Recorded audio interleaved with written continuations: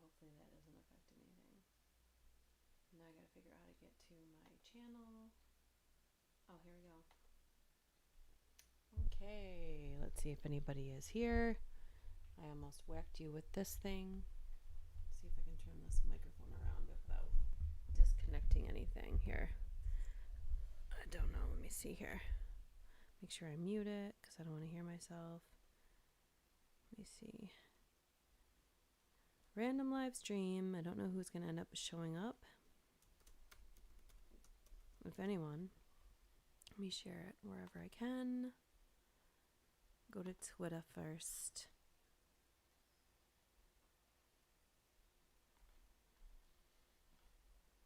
Go to that.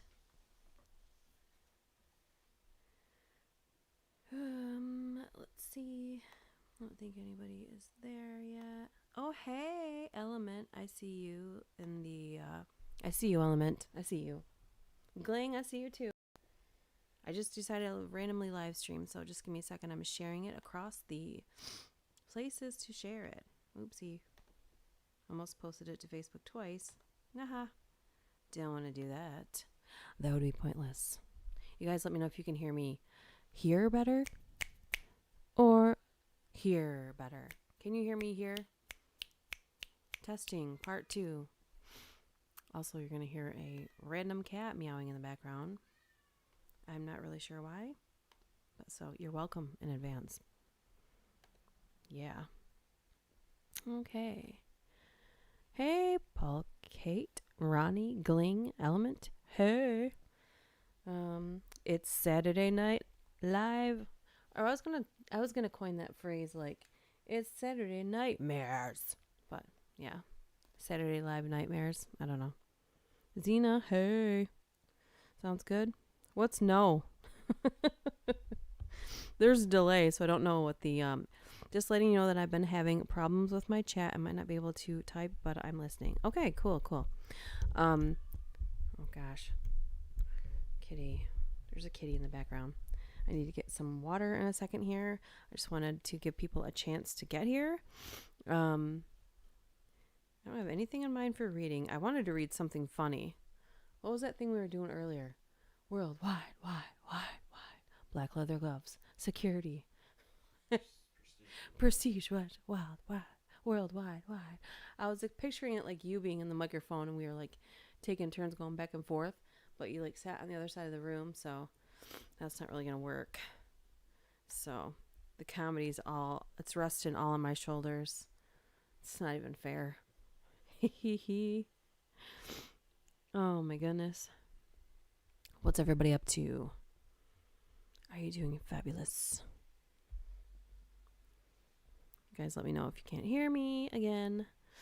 Let me see. I'm going to my master planner here of stories that I saved aside.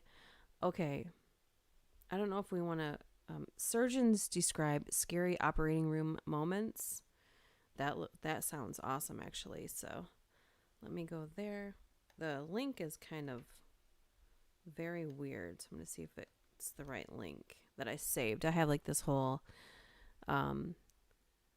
document that I saved stories to, like one night when I was really like in the planning type of mood, and I saved like 2 months worth of stories and stuff. So we'll see if this is right. Yes, this is surgeons describe their shite moments in the operating room. I'm gonna see if I can go through this whole thing without swearing. Hi. Can't even say that with a straight face, but I'm gonna try. I'm gonna attempt it. How about that? Hey. Element Pogling, hello. 8 people watching. And I'm gonna give people a second to get here. Hey Dubco, hey. Drinking a Macallan Rare Cask. Okay, last Saturday we wandered next door. And it started out with my neighbor giving me something he was giving his wife. And then cut to 5 beers later, and it was 1 o'clock in the morning, and my husband and I made bacon and got in the hot tub. Don't get it twisted. It's not like a fancy hot tub. It's one of those portable blow up hot tubs that I got him 2 years ago for his birthday. But we got in there at like 1:30 in the morning. And when I went to bed, my whole body was shaking because I do not drink like that. And I don't know how I survived. Usually I have like one beer, maybe two. Maybe two. But wow. Okay. Cats, hey. It's just random. We're on here. It's gonna be hard to do comedy from the other side of the room, man. I don't know. This isn't planned out. She's gonna chime in on the microphone. I had IPA and another IPA. What's an IPA? And what's an Macallan Rare Cask? Is that like whiskey or bourbon or something? Is that what that is?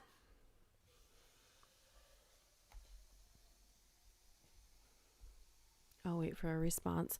I'm actually looking for I thought it would be funny to. I've been on a TikTok binge for a few hours, and I've been going back and forth between TikTok and Chloe Ting challenge and watching the results from that. I don't know if you guys have seen that, but whoo, hilarious stories. Got my water on the rocks. Your water on the rocks? Stirred that chicken. I cannot get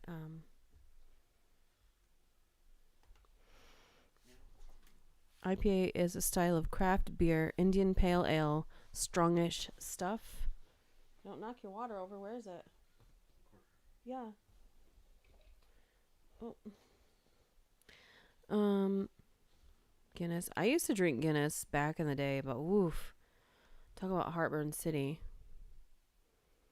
Stout is more my mom's taste. I think once in a while a craft beer is good, but for the most part, it usually makes me feel really. First of all, it's really strong. Let's just get that out of the way. It usually is. But second of all, it usually makes my stomach really upset. I like the different flavors that each one can. Okay, and now I'm trapped in here. I have to go get water, so you're gonna have to let me out of here. You're gonna be entertained by the husband for a minute if he is in the entertaining mood. So just wait right here. I'm going to be right back with some water. Talk amongst yourselves. I'll give you a topic. Chloe Ting Challenge, TikTok, go. I'll be right back.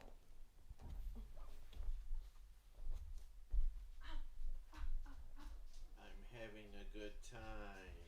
Not.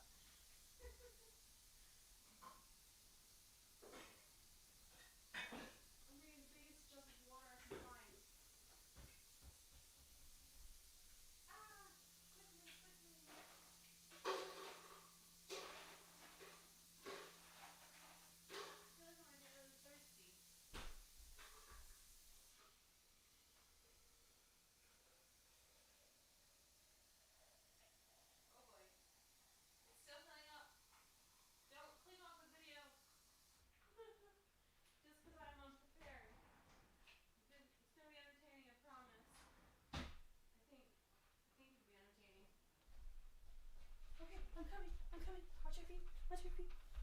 Watch your feet. Okay, I'm back. Are you guys still here? Oh, hello. If you're just joining us, I was getting water. Sippy.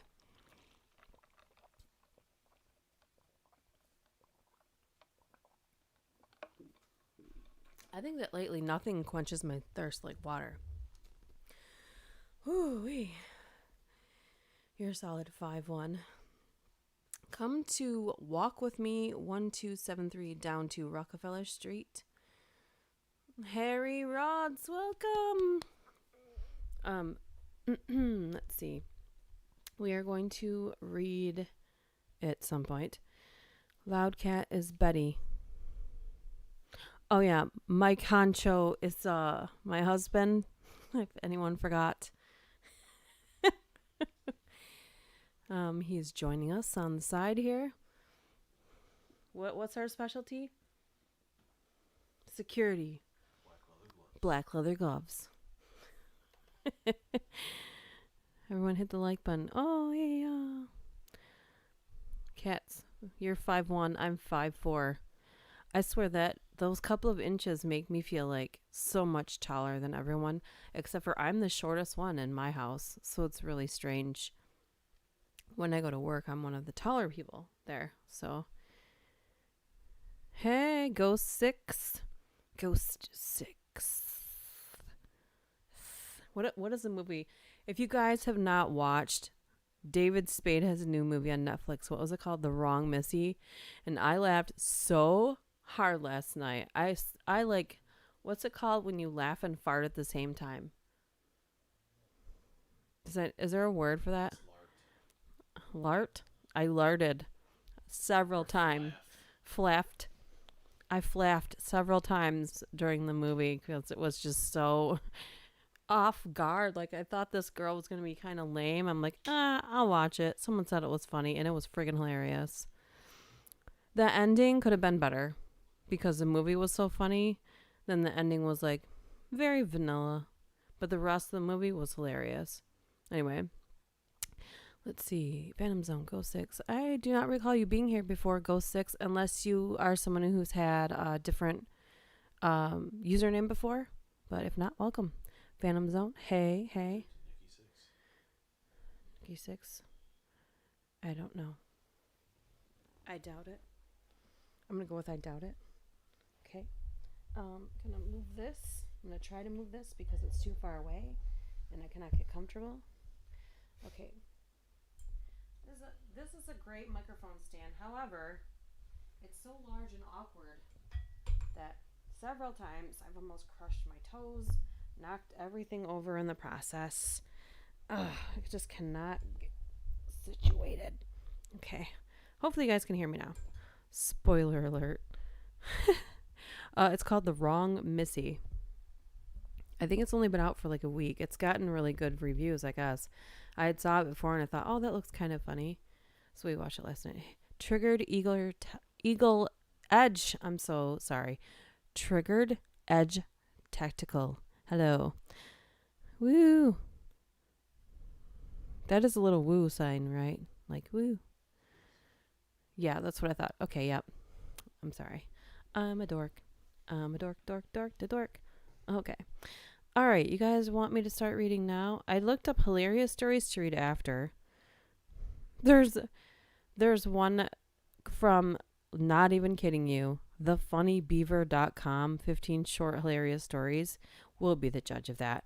But first, we're going to dive into surgeons describe their oh shite moments in the operating room.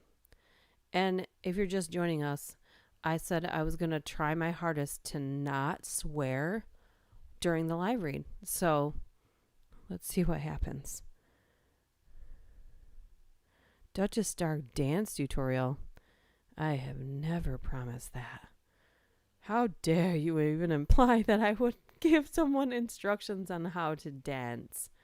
Harry, don't you have a channel on dancing? You can dance if you want to. Safety dance. Yush, reading. All right. I like to laugh or farth, wherever you say it. Okay. This one says, these surgeons accidentally gave a patient a suntan. Now, why do I feel like we've read this before? You guys, let me know if I've read this. It's really short, but it says, way back in the day, pre-op was done with alcohol-based cleansers. Naked, sedated guy with a light sheen of cleaning fluid on him, plus static electric spark, equals fully engulfed in flames. Everyone just stood there for a second until someone grabbed a sheet and put it out the flames. Surgery went well, no complications. Slight suntan. I know that's not supposed to be funny, but holy crap. Weren't you going to do a ghost hunting thing like a long time ago? Yeah, I really want to do that. Like, that's been on my radar. But I don't even have time to make stories right now, so it's on my list of things to do. Yeah, it's on my list. I'm supposed to make an incision where? The hell's a lung? Oh my god. Harry is just Harry. This should be fun. Okay, moving on. Let's see. Okay, so you guys haven't heard that before. Okay. This one is titled, They Lost a Needle in a Patient's Jugular. Okay. I stopped saying something and the cat stops meowing. It's like she's mimicking me in the background. Um, you don't have to go do anything with the cat. She's just in the... My husband just hissed at the cat. Oh my God. That's mean. You probably just walked toward her and she took off. This one, again, is titled, They Lost a Needle in a Patient's Jugular. We were putting up a central line for a drip in an 18G needle in the patient's external jugular, and all of a sudden the needle went right into the jugular. We all started panicking because usually with a drip, the needle is meant to come out and only the plastic remains, but now we had lost the needle inside this guy's jugular. And before we could even fish it out, it was gone. I looked at the fellow surgeons and nurses, and before we could do anything, we rushed him right into the theater. And after a few minutes, we fished the needle out near his subclavian vein, closer toward the shoulder. And then we breathed a sigh of relief. Okay, you guys, let me know if you want me to keep going, because I feel like it's going to be very clinical, maybe slightly boring. I love the word lost here. Yeah, lost. Jugular misplacement. I'd like to title that as Enormous Lawsuit, because now if anyone reveals the name of that patient, that guy is going to be naming a hospital after himself. Yeah.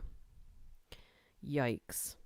But I guess that's probably in that fine print when you sign papers before you go in for surgery. May or may not lose needle and jugular. May experience tingling forever. Okay, you guys let me know if you want me to keep reading that or find something else. Because again, I have an enormous list that I've saved and set aside. Faux show. Oh, let me go back. It doesn't matter. Keep going. Ronnie. He's the only one who speaks up. All right. This one's titled, One Surgeon Perforated an Eyeball, but the patient didn't care. Wow. Okay. I was a junior doctor working in neurosurgery back in 2008 when one of the senior registrars, I suppose the equivalent is chief resident in the USA, told me his most unfortunate moment. In order to have a patient's head stabilized for surgery, he was using a frame that had a set of 3 spikes that had held the head in place. Due to the angle he needed to approach from, this required the patient to be face down. And as he was placing the head of the anesthetized patient onto the frame, the head slipped and his eye landed on the spike, perforating the eyeball. Panicking and thinking his career was now over, he then, rather bizarrely, started poking at the eyeball, trying to work out what was what until the anesthetist told him to... Anesthesiologist, would it not be? Told him to stop. They then called the ophthalmologist, who came to tidy up what was now completely ruined. A completely ruined eye, and after the surgery, terrified, he went to explain to the patient what had happened.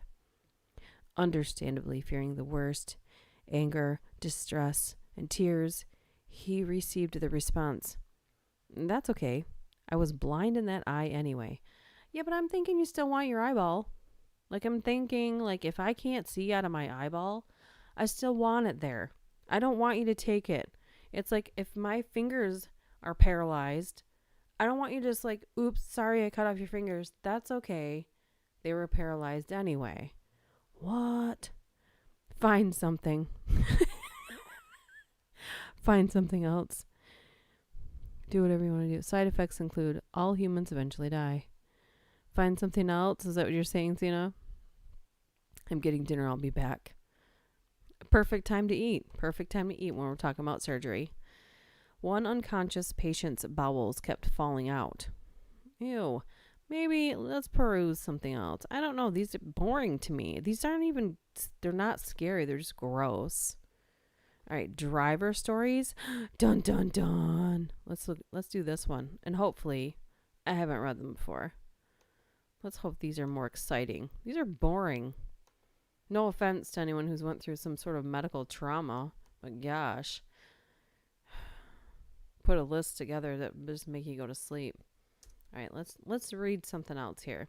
This one is creepy driving at night stories that will freak you out every time you get in your car. Well, we'll be the judges of that, won't we? Chad is working again for now. Woo! He gets to be a pirate now. Lucky. Savvy. Wow. He wore the eye patch, and then when people were like, just to freak people out, actually lift the eye patch and show him that he doesn't have an eye. Yeah. Ew. Yeah. All right, let's see. Let's read this first one. The first one is titled The Trap. I had pulled over one night to fuss at my 2 young children. A car pulled up beside me and told me that there had been a wreck over the next hill and traffic was stopped. They suggested that I take a side road that detours the wreck. I thanked them and they left.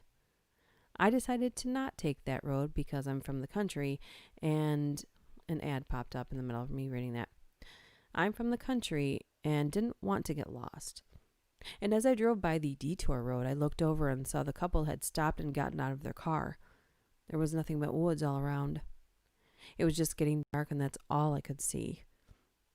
The next morning, as I drove by the same road, I saw the dead end sign just past where the couple had gotten out of their car.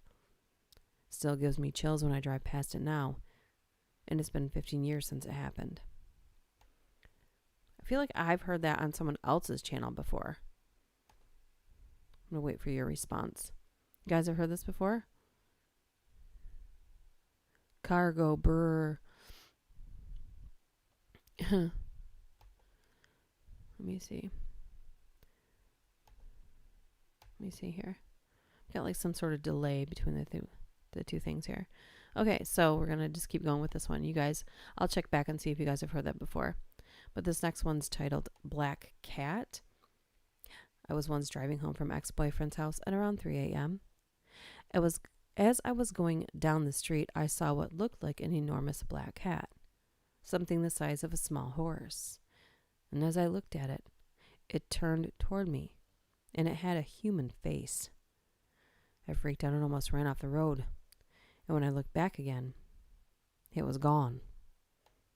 Freaking cat with a human face? I think I might crap my pants. Ugh. These ones aren't good either. Boo. No. Let's see what else is on here. I got ghost stories. Let's go to ghost stories. Dun, dun, dun. I don't know. It's hard to find good stories. And plus, I don't have that element of music.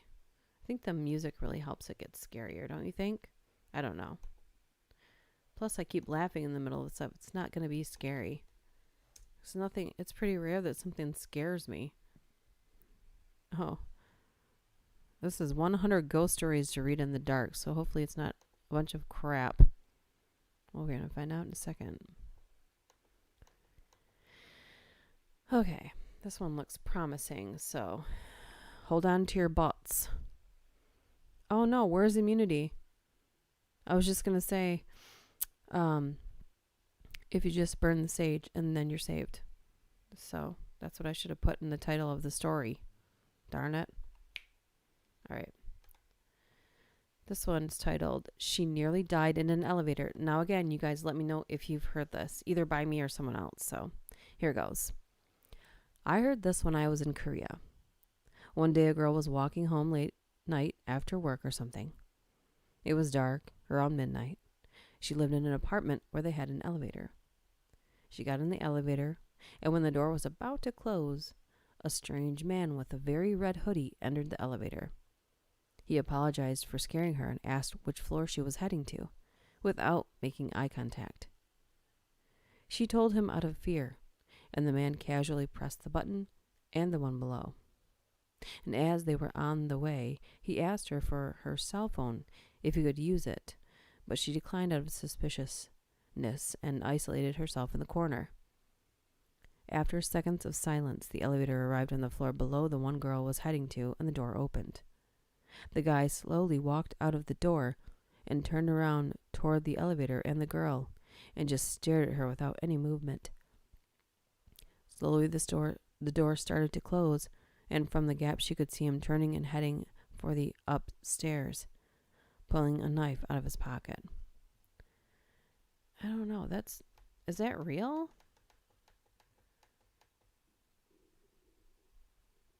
Okay, I don't know. I feel like we've read this before.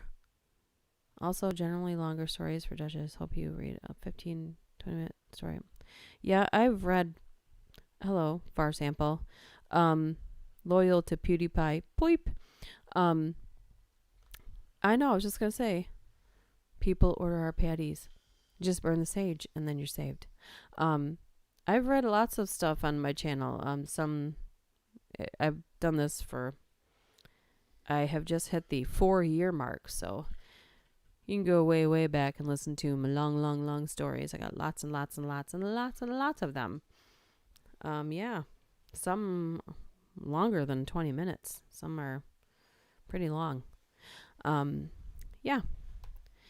This one is like, I don't know, what is the deal with the crappy stories? It's really annoying. I feel like people are like, any kind of story that you want to tell someone, and these people will put it into an article and call it scary. Let's go to, how about dispatcher stories? No, there's ghost stories here too. Let me go to this one first. This is frustrating. I'm missing the mark, and I'm really uncomfortable on this couch. Wah. Who came to hear me complain? Yay. Alright.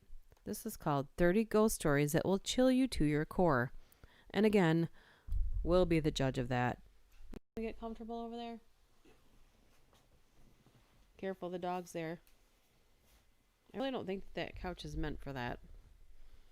We need some different furniture in here. This is like doctor's office waiting room furniture. That's what this feels like.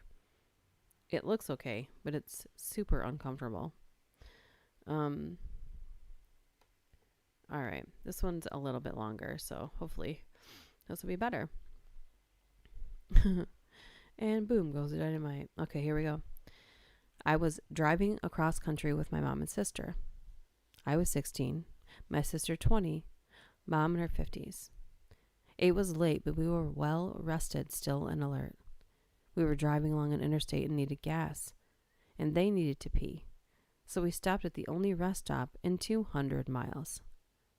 There was a van full of teenagers on some road trip, and a small gray compact car like a Honda Accord or something like that parked at the pump in front of us. 2 men about 17 to 20 were standing outside the Honda in hoodies. Statue still. The teenagers were to our left. I already feel like I've heard this story. This is ridiculous. When we got there, everything felt wrong. There was a deep and unsettling feeling about the place, and we'd not felt that way at any other rest stop. We'd been on the road for days, seen many rest stops at night, and never been afraid like that until then. Mom and sister went inside, and I stayed in the car. I heard the teenagers say that they were creeped out and couldn't get the pump to work, and they left in a hurry. I was mostly watching the car in front and the 2 men who still had not moved at all. Not an inch. They weren't talking. They weren't on phones. There was no light anywhere but the dim overhead lights on the gas station awning. They were just standing there, still as stone. My sister and mom came running back out to the car, and when they got in, the 2 men slowly turned to look at us while not moving or pivoting the rest of their bodies. And I swear to God, we all saw the same thing. They had eyes dark as pitch and empty. Oh, my dog started snoring and scared the crap out of me. Truly empty. Not black, not reflecting any light at all, just completely void. We booked it. We have not traveled in excess of 100 miles an hour before or since, but that day it was warranted.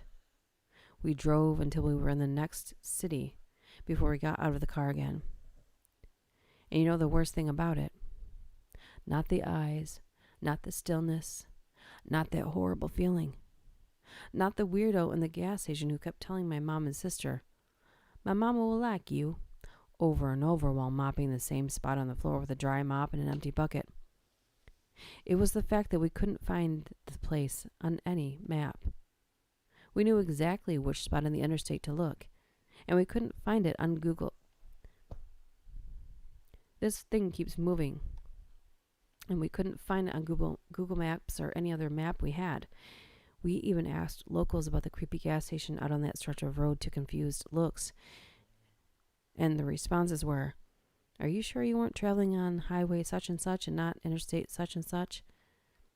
We've traveled on the interstate since, and there was no rest stop. Dun dun dun. Okay, that one was an okay one. That one finally feels like on the creepy meter. Yes? Are we good? Are we on the creepy meter now? Are you guys there? Did something happen? I thought that was going to be... I thought there was similar to a story I've heard like several times about they stopped at a gas station, but they didn't want to get out because there was 2 guys that were in their car. Or no, there was 4 guys in a car or something like that. And they didn't want to get out to pump gas because they thought for sure that they were going to get taken. And I think they've heard that on like 5 different channels.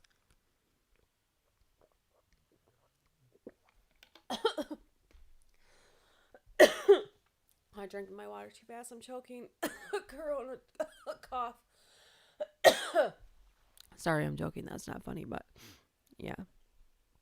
The worst part was the OSHA violations. How is that an OSHA violation? That doesn't make any sense. A safety? What was the safety issue?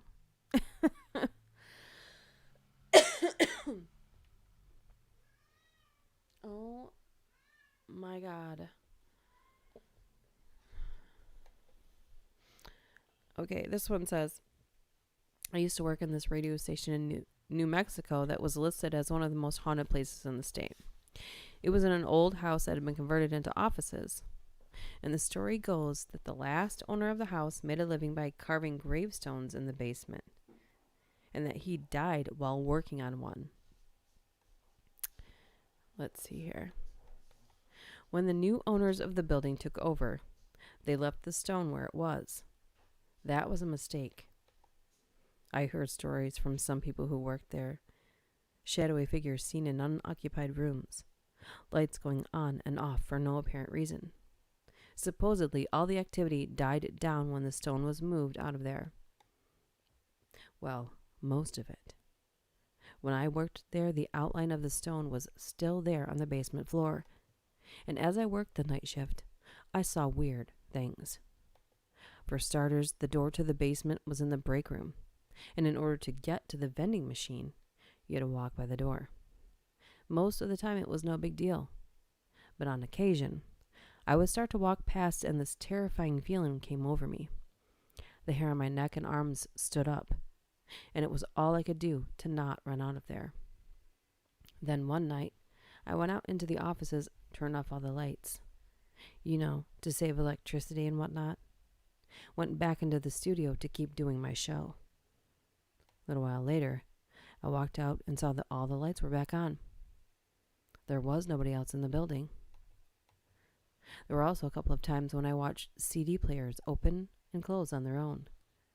Which brings me to the freakiest story, told to me by the overnight guy. He was doing his show, playing the new Bon Jovi song off the album. Wow, that's an old one. And the lights flickered for a moment. When he looked down at the display on the CD player, it was showing a different track as playing, though the song he'd been playing kept going. We pulled out the album and looked for the track that was indicated as playing. And it was a song that was called I'll Sleep When I'm Dead. Dun dun dun. I don't know if that was scary. That was kind of cool. Like somebody who died there was just hanging out. Yeah, that's UK time, eh? UK England time. It's about typical, right? Harry. I can't help myself.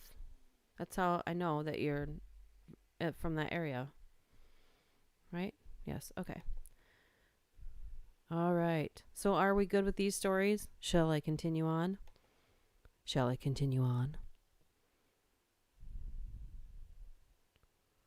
Vapid cunt.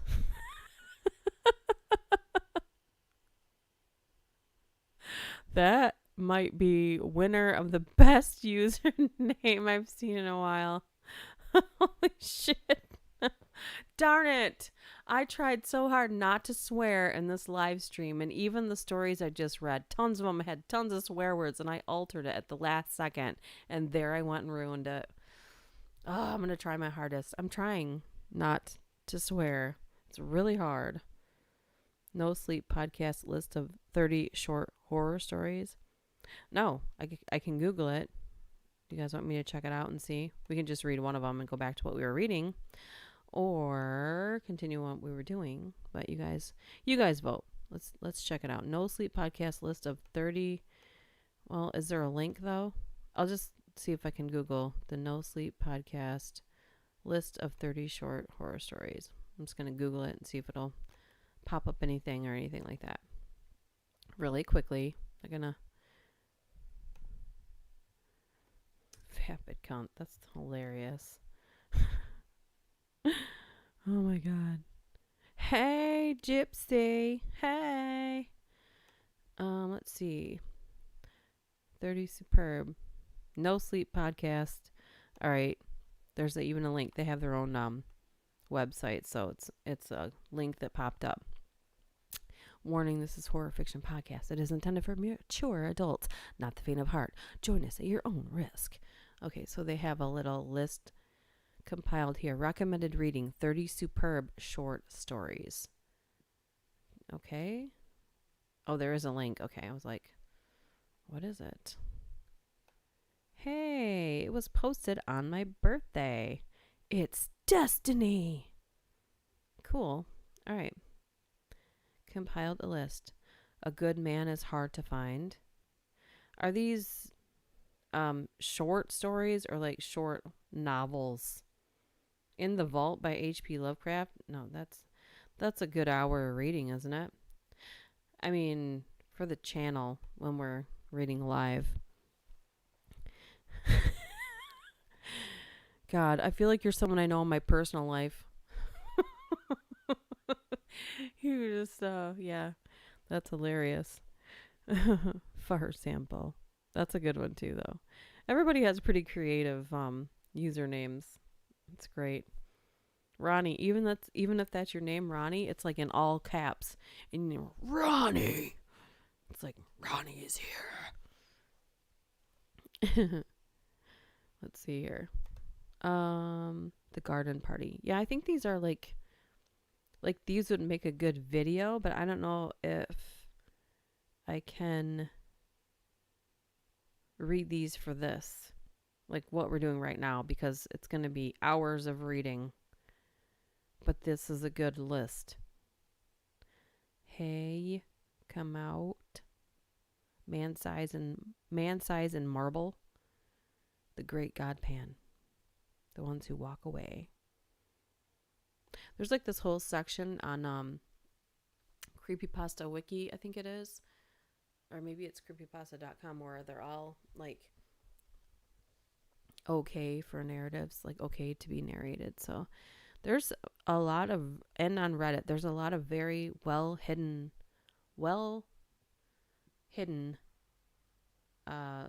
very great writers who are just lost in the sea of writers. And I just like diving through there and like one by one message them, can I read this? Can I read this? Some of them don't respond to you, and some of them are like, no.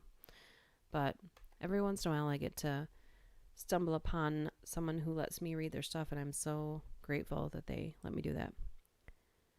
I was hoping they are not long. December 18th. That's when this article was written, so I thought that was kind of ironic. A week before Christmas. Shout out to everybody else who's got a birthday at Christmas. I think Kat's does too. You kind of get screwed, or it's right after. But it's all right. Expectations are low. Oh my goodness. I have to like change how I'm sitting. I'm super uncomfortable. I don't know if anyone else has like pulled a muscle. I don't know if I pulled a muscle or it's just like no matter what I do, I can't get it to stop. You know when you overwork a muscle and it like pinches? I can't get this to unpinch, and it's like, not to be gross, but like my buttock, and then it goes all the way down my thigh and the front and back, like my thigh in front, and then the back muscle of my leg, and I'm completely blanking on what that muscle is called, but it's been hurting now for days, and it's just like becoming an annoying pain that I can't, like I stretch out, doesn't do any good. Plus I had to work and walk on it all day, so why don't I complain more?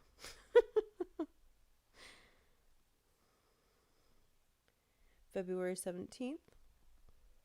Let me see. Let me see if I can click on one of these and see how long they are. Let's go to guts. That just seems like something I would immediately gravitate toward. It says 404.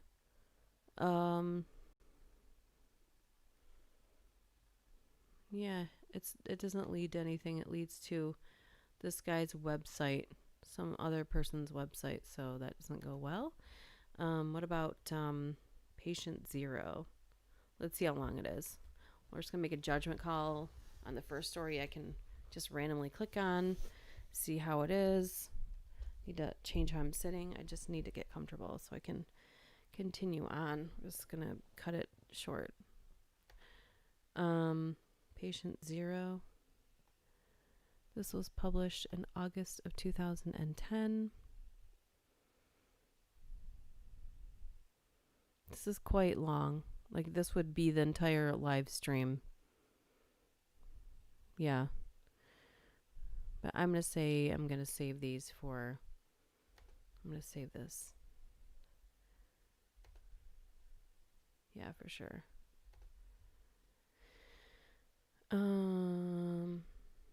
Oh no, I just lost where I was. Great. Oh my god. I don't know how to get back where I just was.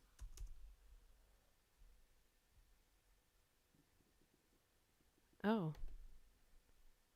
Have I read this before? This one looks freaking scary. Okay. This one's titled 30 Killers Who Hunted for Prey on Craigslist. Oh my gosh. I just accidentally found this. Do you guys want me to read this? It's probably going to be pretty gross. Which is what we're all here for, right? Yikes.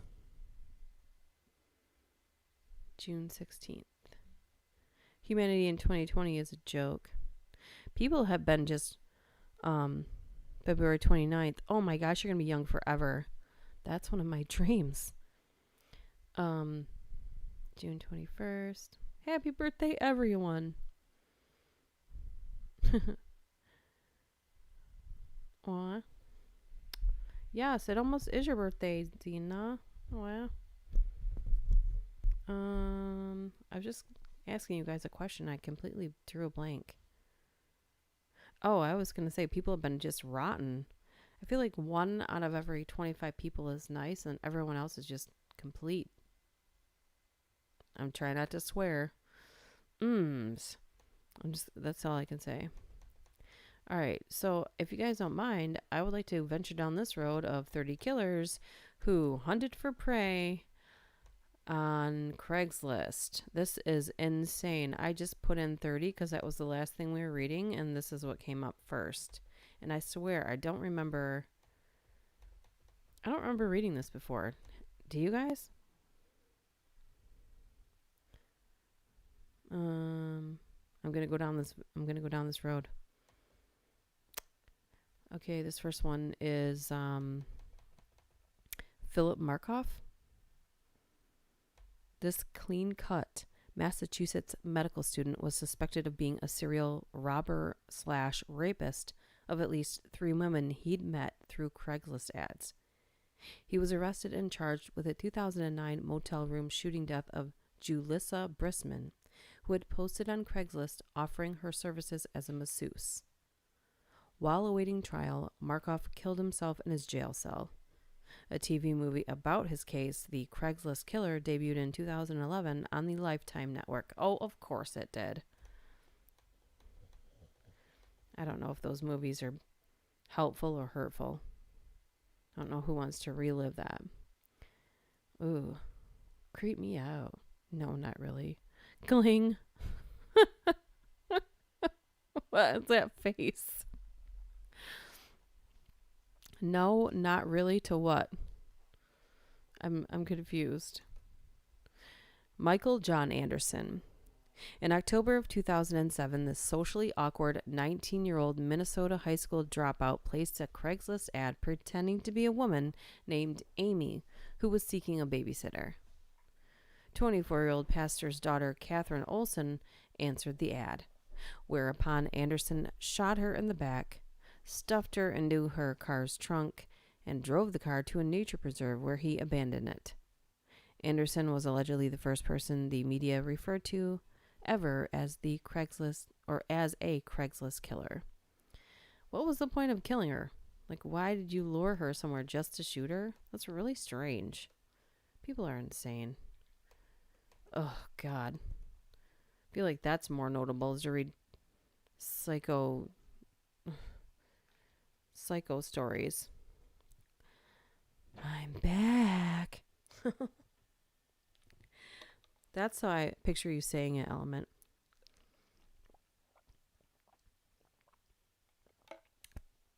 Sorry if you just heard me drinking water, like, whew, thirsty. Okay. Do you guys not want to hear about the serial killers?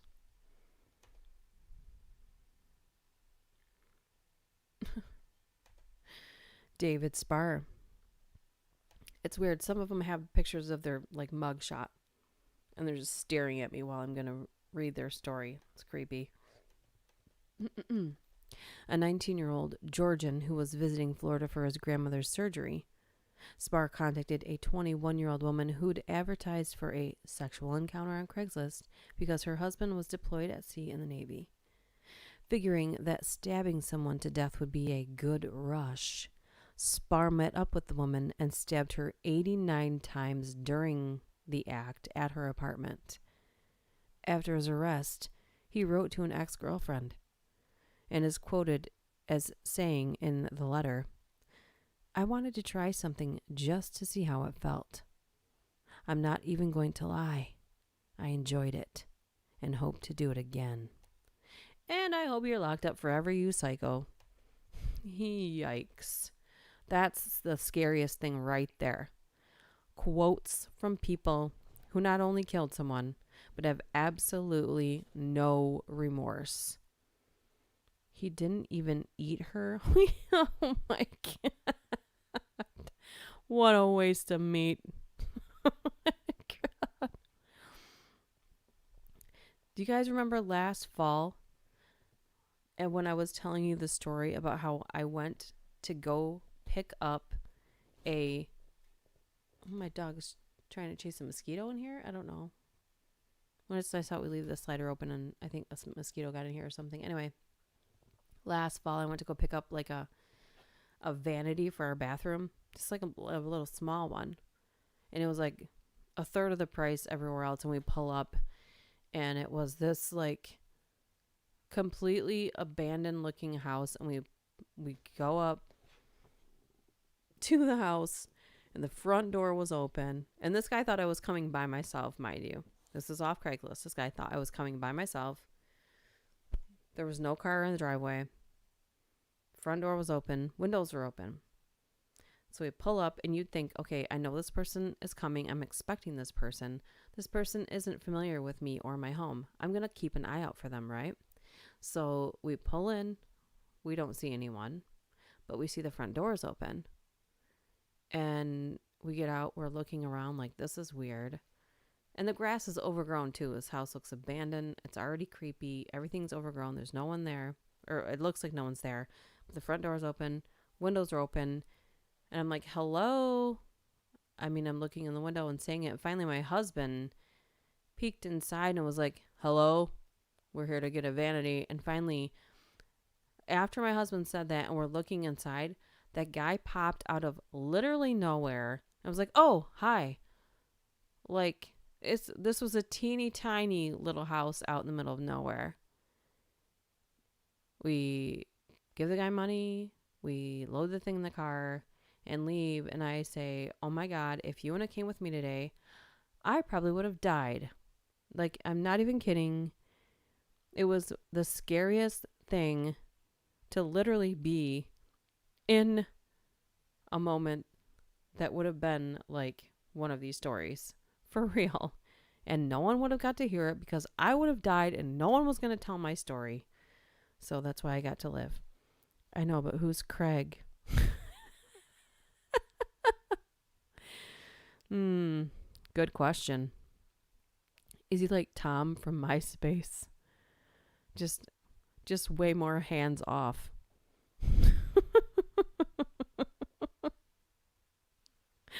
Oh my God. Number 4 is Karina Roberts. You know what's weird is I assumed these were all men, and that's so presumptuous of me. Answering a Craigslist ad seeking baby clothes in 2009, Roberts met with a pregnant woman named Heather Snively at the woman's apartment in Beaverton, Oregon.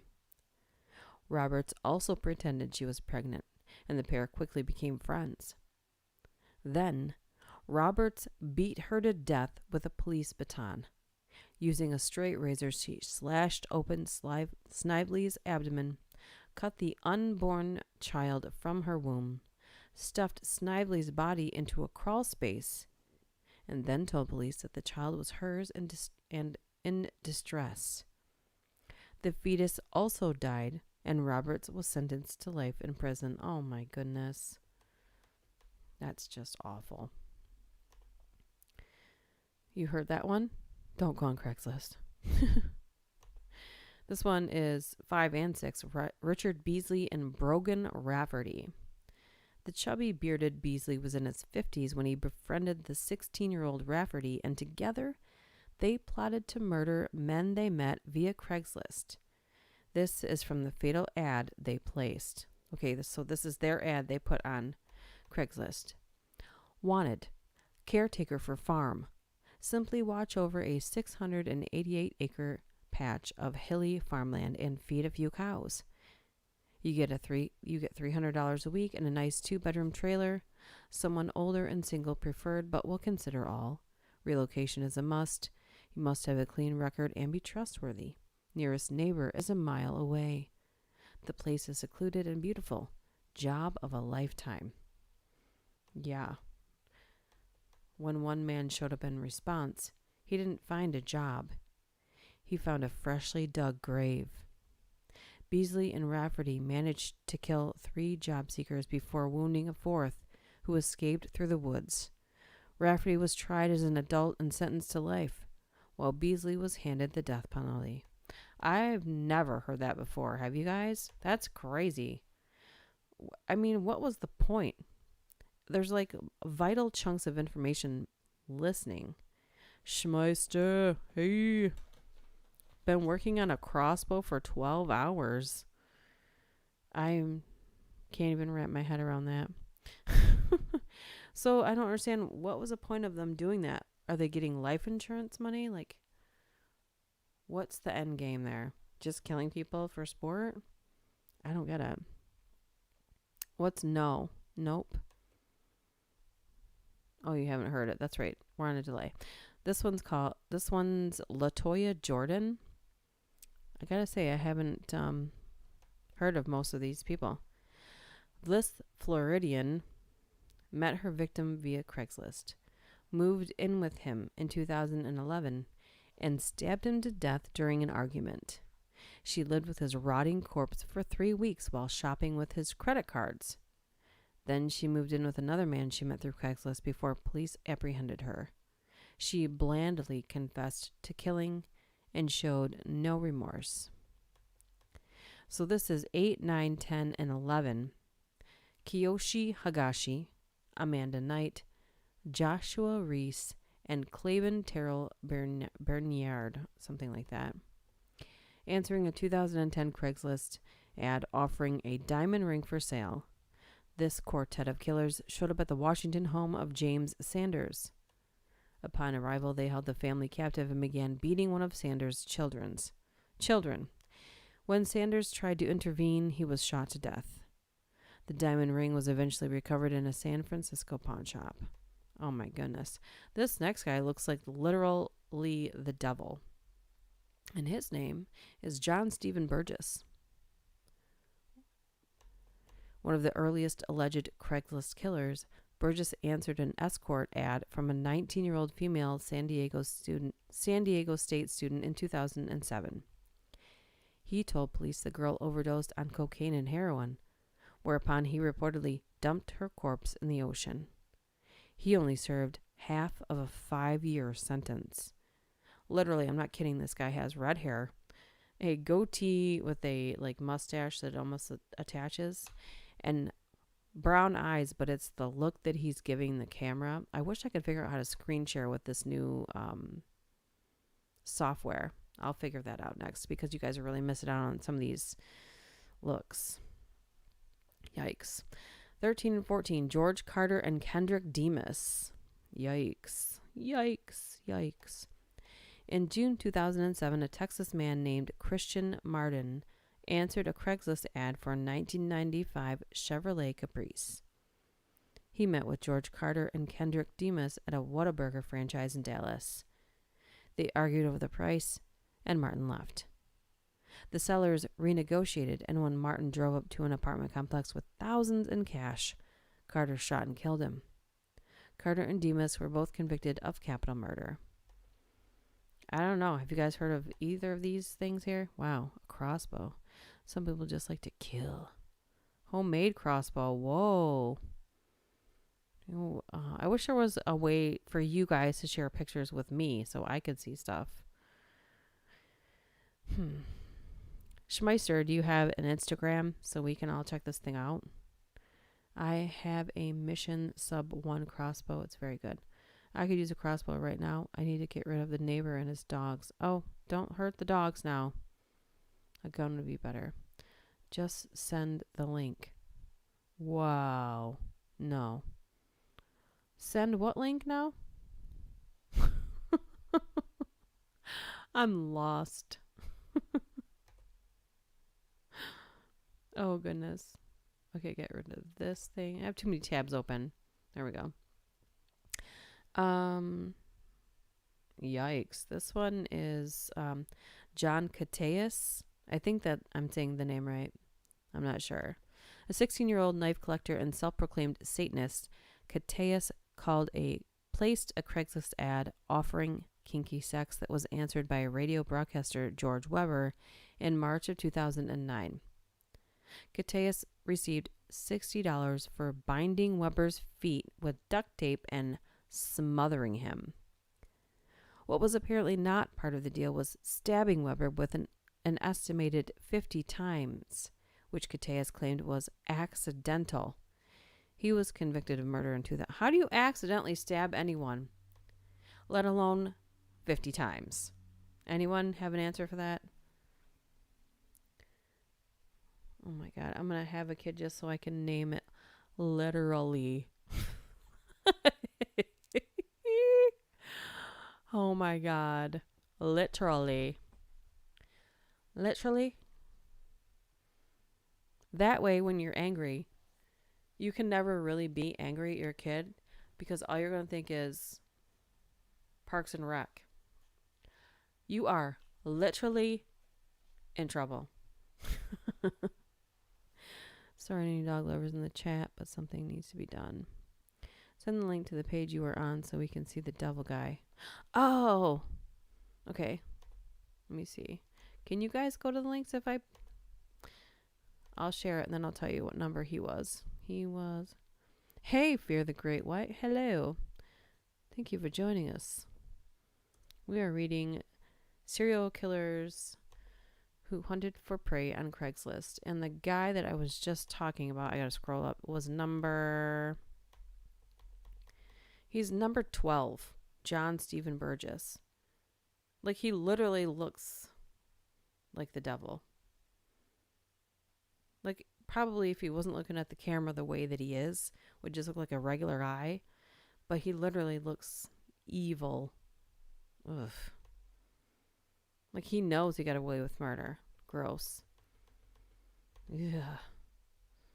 The next one I'm going to read looks eerily, creepily happy. Diane Warwick. Oh, no. A mentally ill woman with a long rap sheet. Warwick answered a Craigslist ad from a 70-year-old female seeking an at-home caregiver. In 2010, Warwick stabbed the 85-pound woman to death in her bed and claimed at trial that she was hallucinating. She was attacking her abusive father. Okay, why in the hell would anybody like that be roaming the streets? Because our mental health system is a joke here. The main drawback is the whole thing about having to draw them back. Oh, yeah. Look at the look on his face. Like, his eyes don't look brown. They look black. Like, pitch black. My dog's chasing something. She's chasing a bug in the living room. Like, she's on alert. And I feel like any second she's going to lurch toward me or the wall or something because the bug's going to be within reach of her. She's not aggressive like that. She'll track it, but she's not. I don't know. I can't see the bug. It's flying too fast or whatever it is. Anyway. Oh my goodness. All right. Okay, I'm going to probably butcher this, no pun intended, butcher this guy's name. Dao Zhang. I'm pretty sure I'm not saying that right. So Dao is probably right, but Dao Zhang. I hope that's right. So I'm really sorry to anyone that I didn't say that correctly. Seeking car parts. I'm going to just use his first name, Dao. Answered a Craigslist ad in September of 2010 from a man in St. Paul, Minnesota who was selling a Nissan 350Z. After allegedly taking the seller on a test drive, Dow shot him with a .40 caliber handgun, dumped his body into a ditch, stripped the car for parts, and installed the shifter and stereo into his own vehicle. His victim was the father of 4 children. What are you eating? Is it a bee?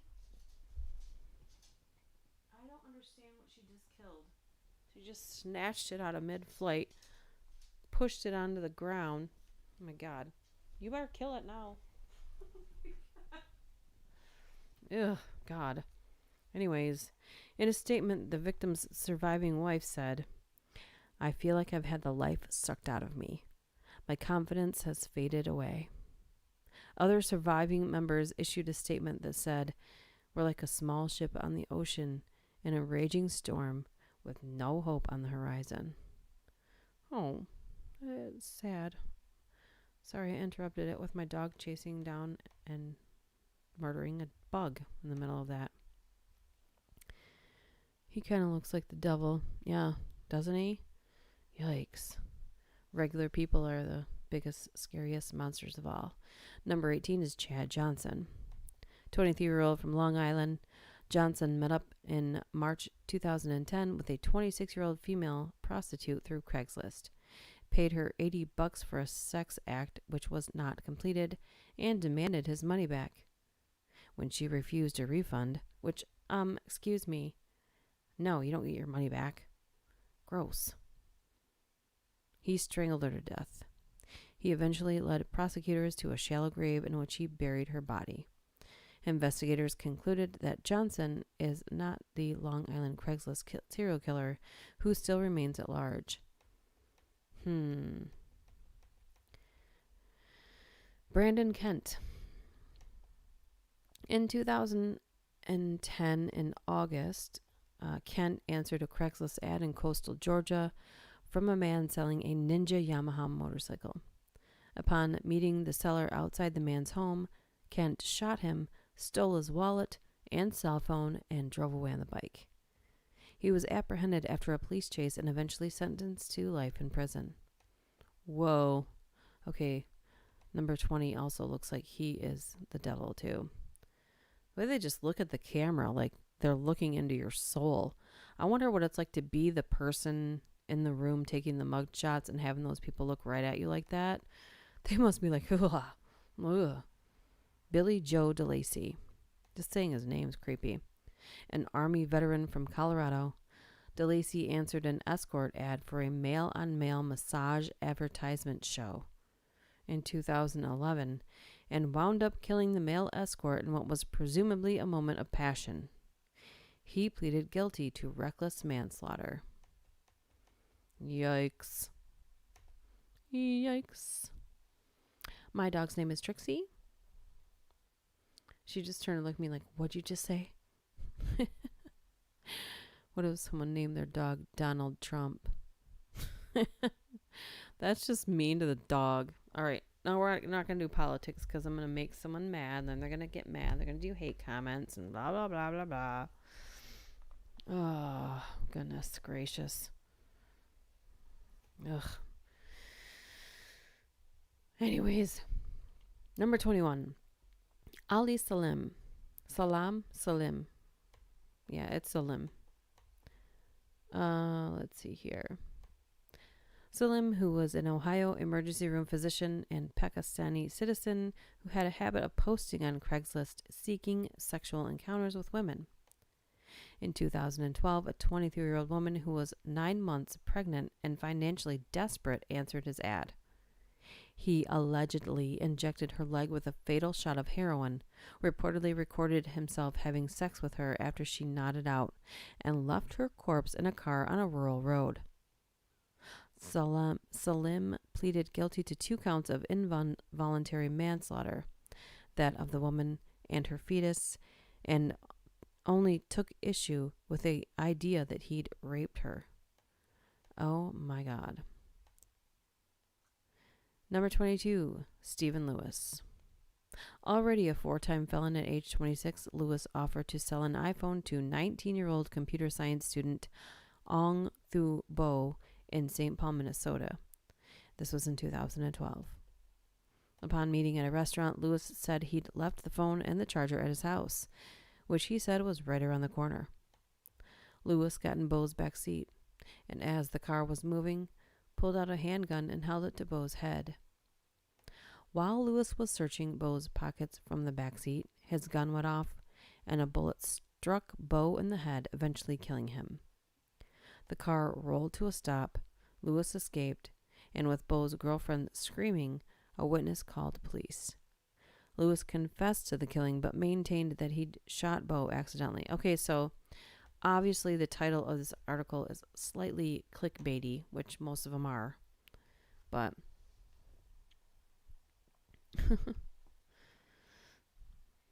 I think they're both crap. So there you go. There we have it.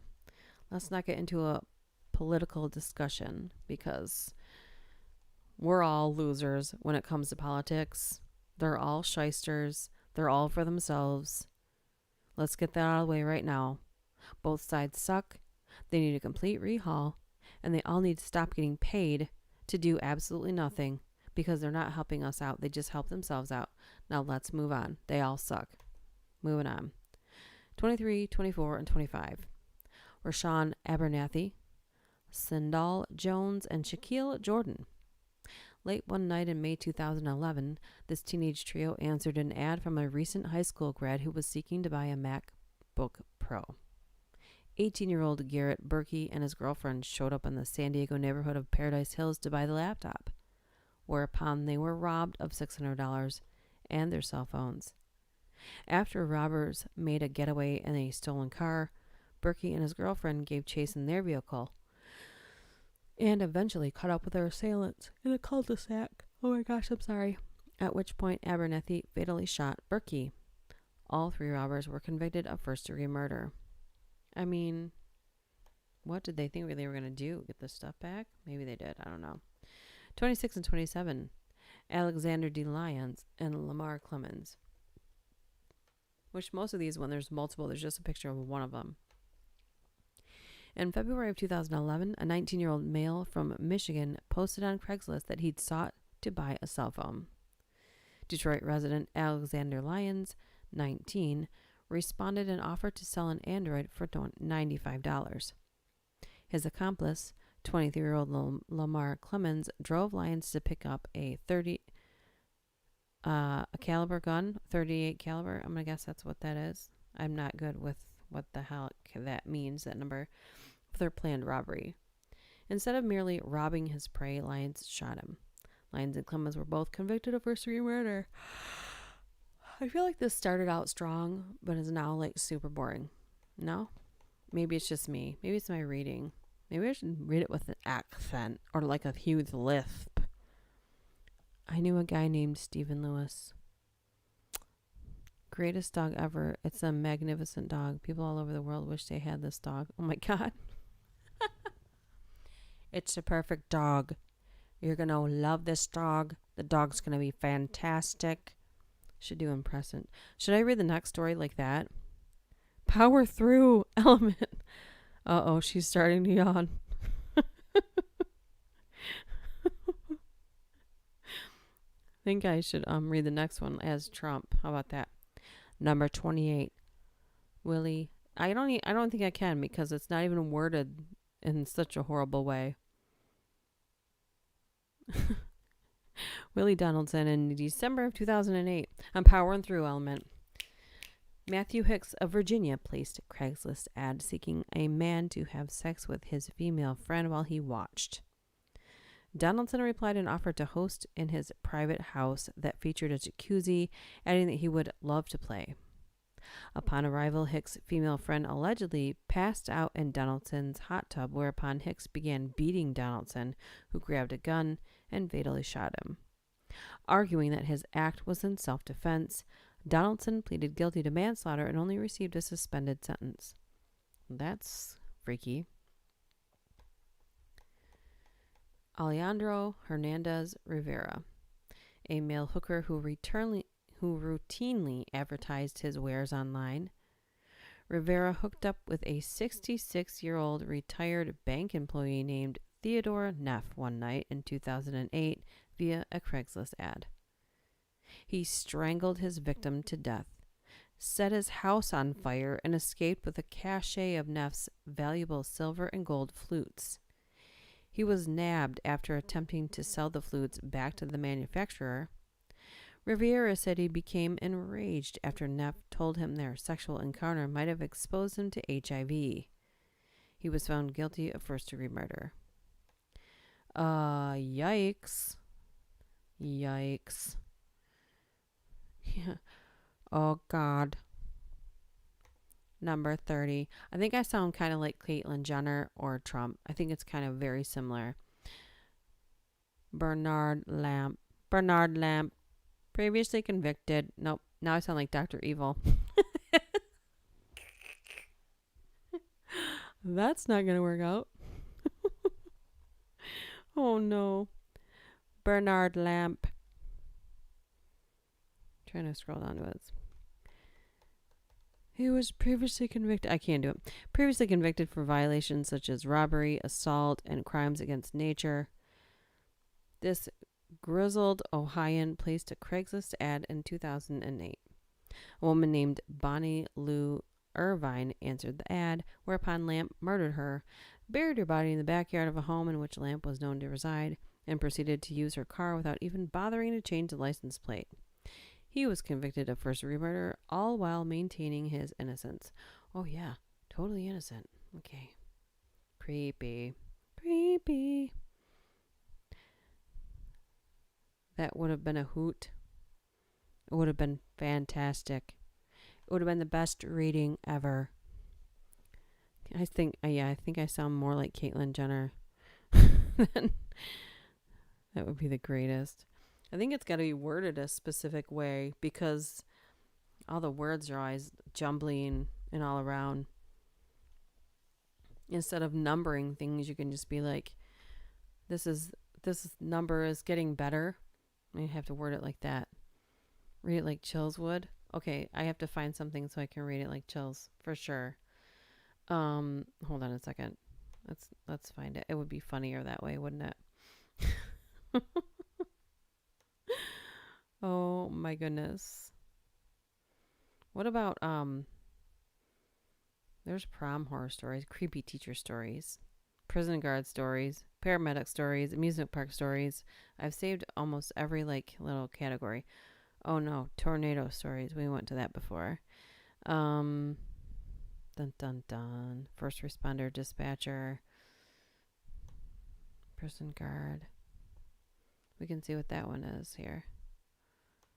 Let's see what that one is. That might be really messed up. Let's see. Or it might be awful and boring, but we can at least see. We can just peek at it. Just take a peek. Just peek at it. Just take a look. See what's inside. Might be good. Whisper. Is that the guy who's trying to be a girl?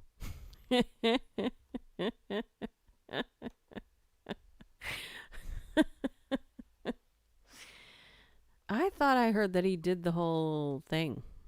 Maybe I'm wrong. I don't know. I just stopped listening to it because the vapid shallowness of the entire family is just...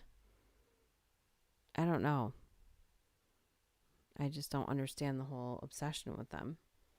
I don't get it.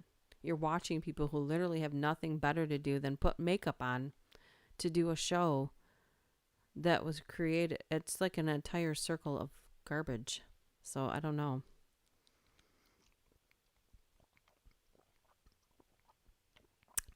Take a drink of water. Okay. Let's see. I don't know if I can read it like chills. Resident ghost. I don't expect people to believe me, but I know what I saw. It was about 2 a.m. I was sitting at my desk and looked up because I saw a person walk across the range into the shower area, which is impossible because I was the only officer in there, and all the inmates were locked down. Freaked me out, so I got up to make a round. There was a Native American inmate in the cell directly adjacent to the shower that I saw it also. He asked me if I just saw what he saw. I told him yes, and we both kind of chuckled.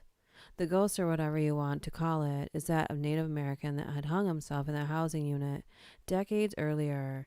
He tends to appear to other natives when they are in the unit. Separate incident, but same ghost also appeared to another young native inmate who told me how his native dude was sitting on the end of his bed one night just looking at him. I never told this inmate about the ghost. Now I have to wait for the response because there's a delay. Oh my god. It move. It's a Chills parody live stream.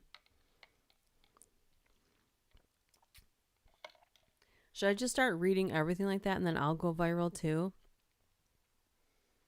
I can say I'm his cousin. If you want to hear a good Chills impression, you have to check out Jen Sun's channel.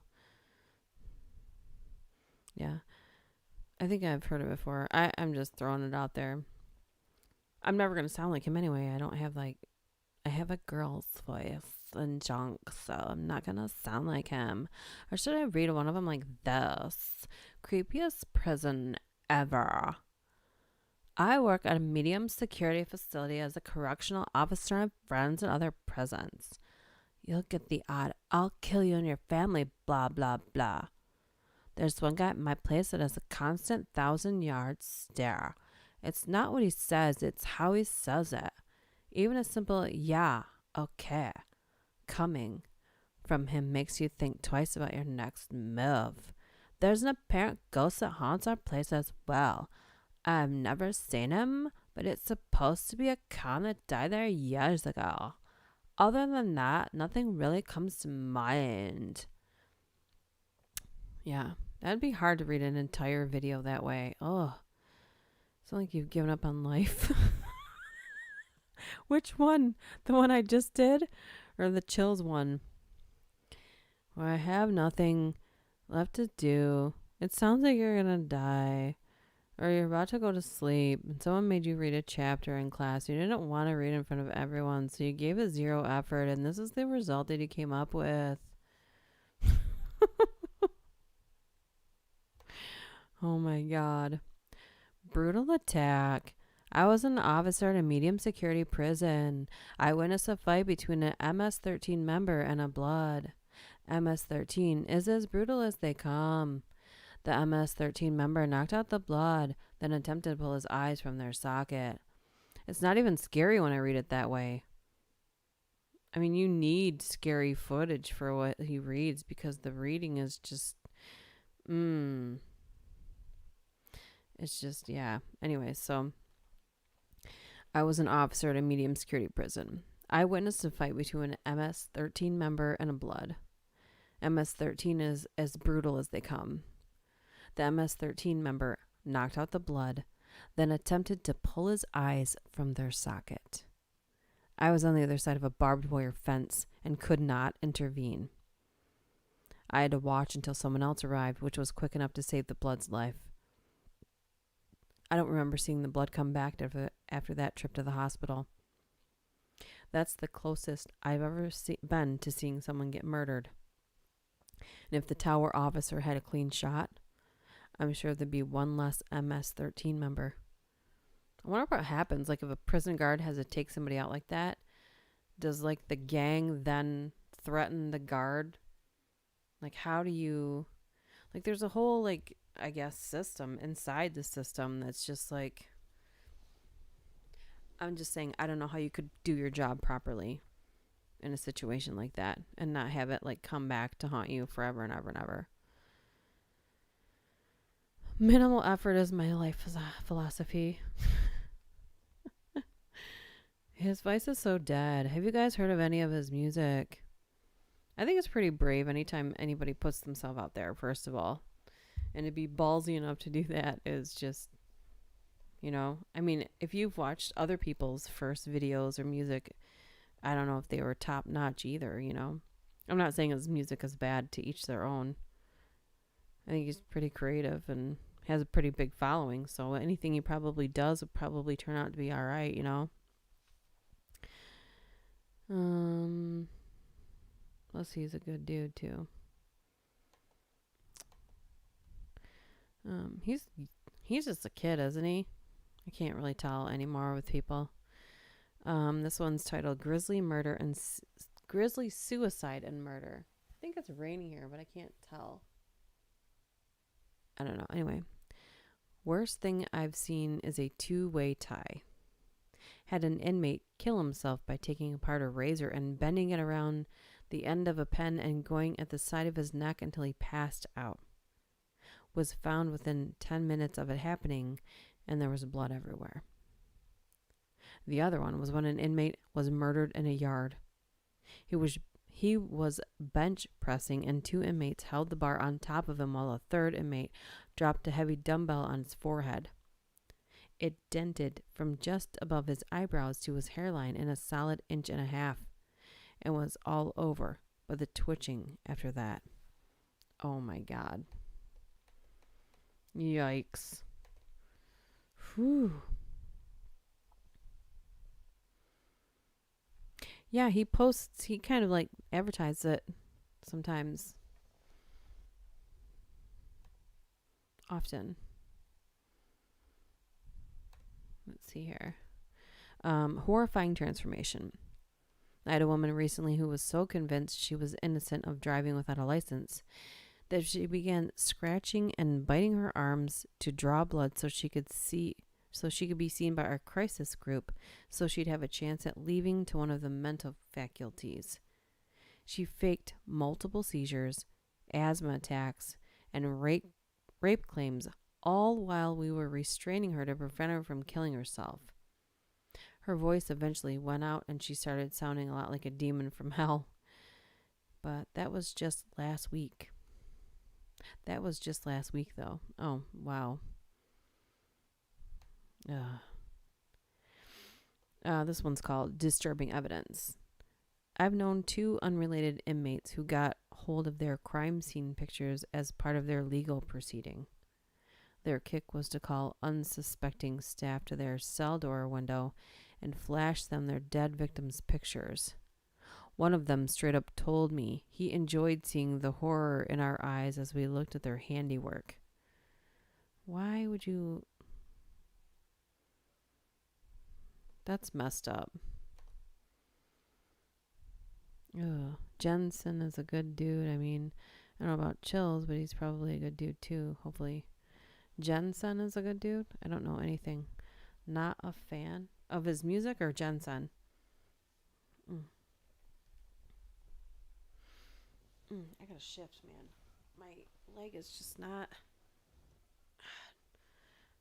Time to go couch shopping. This thing is just awful. It's like sitting on a walk with padding, or a sidewalk, a walk with padding on it. Anyway, oof. Not safe for work and upsetting attacks. Warning, disturbing content. Oh boy. I worked at a county jail for 2 years, and most of the inmates were waiting to go to the penitentiary. One day, a guy entered my unit and started bragging on how he hurt a girl. You know, raped a girl. Well, to find out it was another inmate's younger sister. I remember yelling coming out of an inmate's cell during their activity time, so I called Code 4 and ran to see what was going on. Inmate 1, the rapist, was held down by 3 other inmates. And inmate 2, the victim's brother, had his arm all the way down to his elbow up the guy's butt. After we separated him and inmate 2 was moved to administrative segregation, solitary, I finally got a chance to ask why he did that specifically, and his response was, and I quote, "Man, that mother was a mark. Like some Muppet. Oh my God." He was, okay, I have to swear. "Man, that mother effer was a marked bleach. Like some Muppet ass." I can't even say that's the N-word. So I gave the Muppet a new character. Oh, I'll never forget what I saw that day. Oh my God. He made him into a Muppet, is what he was saying. Oh. Well, I've never heard that before. I know that.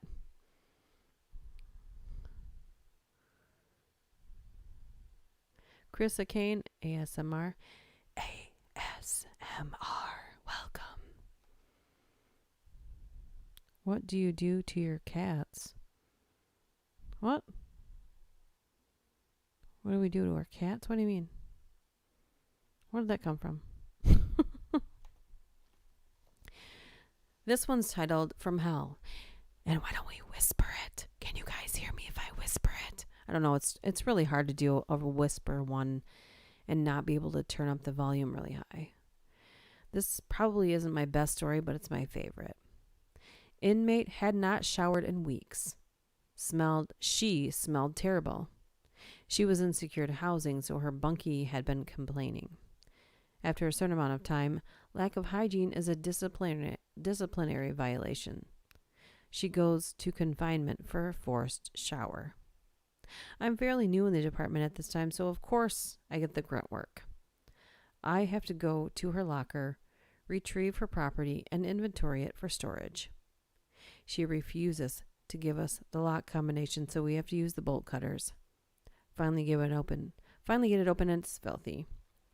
She has a bag of wet, dirty clothes. I double glove it at this point. The clothes are mildewed. Take a bag of clothes out and find used maxi pads all over her property. At the time, I was in complete shock but couldn't show it. There were roaches coming out of the locker as I pulled more stuff out. Just filthy. Finally get to her paperwork. I was sure that the worst was behind me. No. The first folder is full of demonic horned figures. Pages and pages of them. Grisly pictures. Decapitations, torture, tons of blood. I thought that these figures were just scribbled in for color. But after I looked closely, it was officers' names written hundreds of times within these characters. Each character was an officer. Each dead figure was a staff member that was no longer there. I've had inmates threaten to kill me, inmates tell me my address, my license plate number, where I'm from, but still to this day that creepy old woman is the creepiest thing I've ever dealt with. That is terrifying. Like an entire picture made of someone's name. Oh, God. I don't think I could handle that job. That's for sure. What do you mean, Gling? What do you do to your cats? I'm still lost. I'll come back. Hey, CO, check this out. This is really short, but it says I work at a prison. The worst thing I've ever had happen to me was when I was doing a round as an inmate in his cell stopped me and said, hey, CO, check this out. Then he slit his own throat with a razor blade. Oh, good Lord. Goodness. Ugh.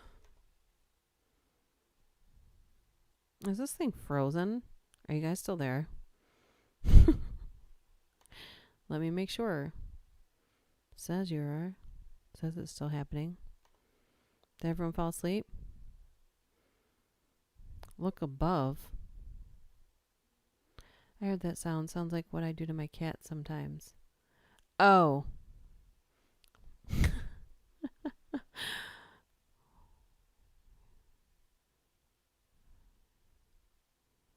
What sound? Was that when I... Ew. Wait, now I'm grossed out. What do you mean, Great White? Okay, anyway. This one's titled Almost Like Hannibal Lecter. Worked in a lockdown for violent sex offenders for way too long. Got told very calmly, as soon as you're alone and there's no one to save you, I'm gonna F you to death. What's scarier, though, is the really manipulative guys will listen in on you constantly and memorize any bit of personal information you let slip. Then when they want something, they'll come to you like they know you and start telling you stuff about your life that you don't realize they've pieced together.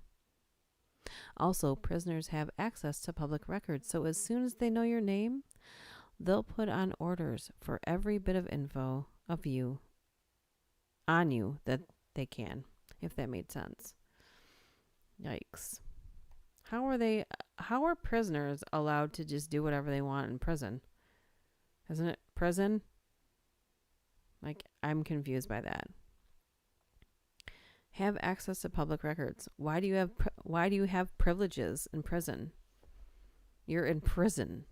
Somebody clarify that for me, because I don't understand that. You shouldn't have access to shit. You're in prison. This one is one line. It's called Haunted Cell. And it says, on one of the lines I worked on, I would not go near the last cell on the first row because I heard it was actively haunted. Inmates would beg to be moved. Okay. And the next one is just like one sentence also. And it says, thoroughly horrible. One inmate told me how while he was in holding after committing his first murder, he beat another inmate to death, then jerked off and ejaculated on his body in front of everyone. Like, how was he allowed to do that? How was everyone just standing still while he did this? I'm amazed at the lack of action that just happens. Don't think I want to know what he does to his cats. I don't think I do either. I'm confused. But let's not get carried away. Some people are just sarcastic and like to be funny with comments and don't mean anything by it. You have access to certain things only in federal. You're locked down 23 hours of the day. I mean, only in federal? I'm confused. Like, if you're in prison or jail or whatever, it should feel like jail. Like, I think that, you know how kids complain when they get sent to the room, you don't get your phone, your computer, or any TV time? Like, yeah, that's what jail should be like. Not roaming around doing whatever the frick you want. Can prisoners like get on computers too and just do whatever they want on a computer, or is there like someone monitoring that? I mean, they could just be coming on here and we wouldn't even know it, would we? I mean, that's freaky to me. This is how I flirt with my girl. That as soon as you're alone, I'm gonna... I think it's in a different context, though. In Mexico, the prisoners run the prison. The guards are there just to make sure they don't walk out the front door. Oh, that's kind of pointless then, isn't it? I mean, it seems, what's the point of putting someone in there? You could never let them out. You're just caging a person. I don't know. It's too late for me to get into deep thoughts. Mystery caller. Okay, so this one's at least got some girth to it. That's what she said. We had these things at the prison called mini yards. Pretty much fenced enclosures with a basketball hoop and a concrete floor that were attached to the galleries and separated from the main yard. At 8:15 the inmates would lock down, and by 9 we had our count for the evening. After that count, no one was allowed to leave their cell until 4, when workers were let out to the kitchen. My first time working the night, I was sitting in the control center when the computer started pinging that someone had pushed the intercom button on the outside of the mini yard. This, of course, freaked me out, seeing as how I had not let anyone out there, and anyone who wanted to get in from the outside would have to climb through 3 rows of razor wire. I brought up the camera feed, hoping maybe a maintenance guy for some reason had used a key to get in from the outside. There was nothing out there. I assumed it was a computer glitch and cleared the call. It immediately rung again. Still nothing on the camera feed. The button that was being pushed was used by the inmates to let us in the control center know that they wanted to come inside. There's also a speaker by the button that we can use to talk to them. I selected the intercom and spoke into, asking who was there. No answer. I decided I should call my lieutenant. At least this was a serious glitch that needed to be fixed, and at the worst it was someone who had managed to stay out in the mini yard hours after lockdown and was just messing with me. So I call him and report it. And all he said was, "Yeah, that happens. Just open the intercom and tell him that the mini yard was closed," and then hung up. So I opened the intercom to the seemingly empty mini yard and say, "Sorry, the mini yard is closed."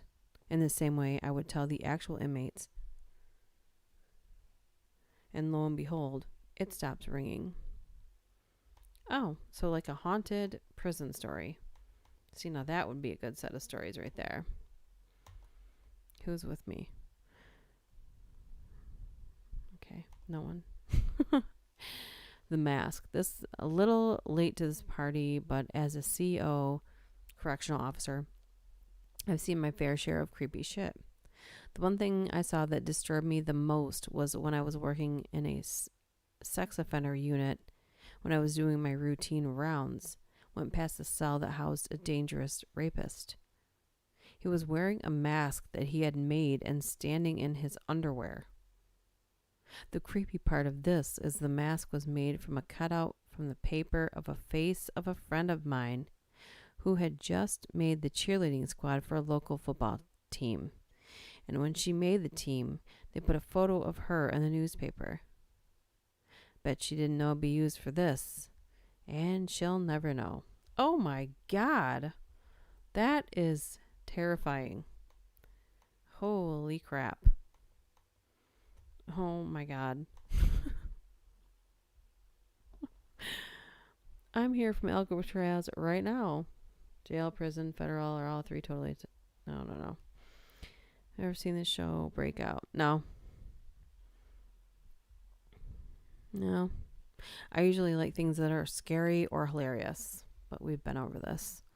I'm not a big fan of dramas. Like, I don't know, if somebody really recommends a drama to me, I will. Like Game of Thrones, I got into that, but I don't know if that's more like fantasy, than drama, but I guess it does have drama in it. Jacked up drama. But it's not realistic. Like, it's outside of the realm of realism. So Breakout's too modern. I just think it was too realistic. I don't know how to explain it, but I like to escape mentally when I'm watching something, Let's see. It's His Party. I noticed this inmate sitting with his legs around the toilet and hanging over the toilet bowl with something in his hand, and he was chewing on something. I just couldn't see what he was eating until I opened the food slot and smelled what was going on.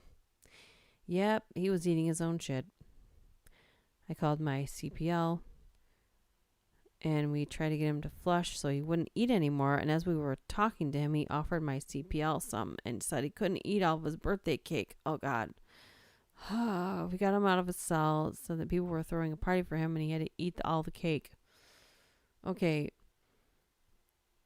Now, I got to ask a question. When someone seems clearly mentally ill, like you know that there are dangerous, mentally insane, criminally insane people who are just housed in regular jail with people. Where's the line drawn where you know that someone cannot be contained with other prisoners? I mean, if there's so many violent ones running everything, and that's clearly beyond the line, beyond the scope. Someone eating their own poop and saying it's birthday cake is clearly insane. But where's that middle line where it's hard to tell, where you know, okay, this is a definite sign that this person should be in a mental institution and this person can be housed in regular jail / prison or whatever. I'm just curious as to what those guidelines are, because it seems like most people in jail cannot be deemed to function regularly in society and therefore do have some sort of mental incapacity. It's like prison is just another level of a mental institution. That's all it is. Because most of the people in there can't be rehabilitated and re-entered into society. But that's an entire conversation right there. This one says, I'm done. Inmate used his emergency intercom in the middle of the night and said, I'm done. Deputies went to the cell to see what was going on. The inmate had beaten his cellmate to death. Awesome. This one says, terrible suicide, as if there's a good one. The one thing that's truly struck me with this one is the one suicide I found during my 3 a.m. count. On midnight shift, you count the inmates at 12, 3, and 5 a.m. I worked in a high-rise prison in a downtown major city in the U.S., and each floor had 2 units, which were the mirror images of one another. There was 1 CO per unit, and we could count each other's units. And we would count each other's units. So at the 3 a.m. count, everyone was accounted for at the previous 12 a.m. count, so you end up counting pretty quickly for the 3 a.m. and 5 a.m. counts. There are normally 2 inmates to a cell, so you just shine your flashlight through the window of the cell, count the lumps in the bed, get to just the 4th or 5th window, and notice one guy was not in bed and looked like he was praying, which wasn't completely crazy. Muslim inmates have to pray at weird times, so I moved to the next window, and as I'm counting 2 more, I think, wait, something's up with that guy praying. I really don't know what made me think that, and I go back to the previous cell window and flash my light, and there's this lifeless body hanging ever so slightly from a string tied to the top bunk. He had no blood in his face, and his body was completely limp, so I knew he was dead. I hit my body alarm and had control call EMS. I woke up his cellmate who was in the top bunk and removed him from the cell. Here's the amazing part.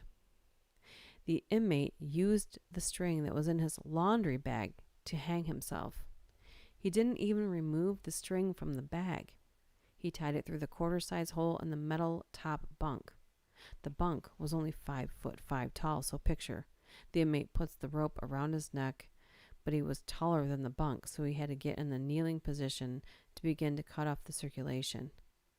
The thought that always sticks with me is that all he had to do was stand up to stop the process. His hands nor his feet were tied. He had such a desire to die that he just stayed in that kneeling position until he passed out and eventually asphyxiated. He was only in prison for 2 weeks and was busted for molesting many kids for many years. Oh, Lord. Oh, Lord. That one was weird. Any place in Oceanside, Kelly. It's about people who broke out of prison. Okay. Trailer Park Boys, best show ever. Oh, I've already watched every single season. I was hoping that they were going to make another season after their friend passed away from the show, but I don't think they are going to. Psychiatric patients are in a totally different area. Couldn't even make it through a whole episode of that show. Haven't seen it. What did the wind say to the coconut tree? What? What did the wind say to the coconut tree? We're all hanging, waiting for the answer to this joke, Zena. What did the wind say to the coconut tree? I'll have to come back for the answer.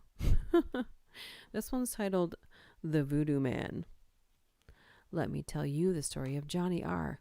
Not so much what he said or did, but all of that. Johnny R. came to our jail one night, ranting and raving, screaming that he was cursed by the voodoo man. Not so unusual here, but Johnny R. was wearing a very nice suit, and in his wallet were the signs of a living normal life. Non-expired ID, gold Amex card in his name, around $100 in cash. Because of his psychotic state, he went into isolation. Days went by. Wouldn't make a phone call. Wouldn't eat or drink.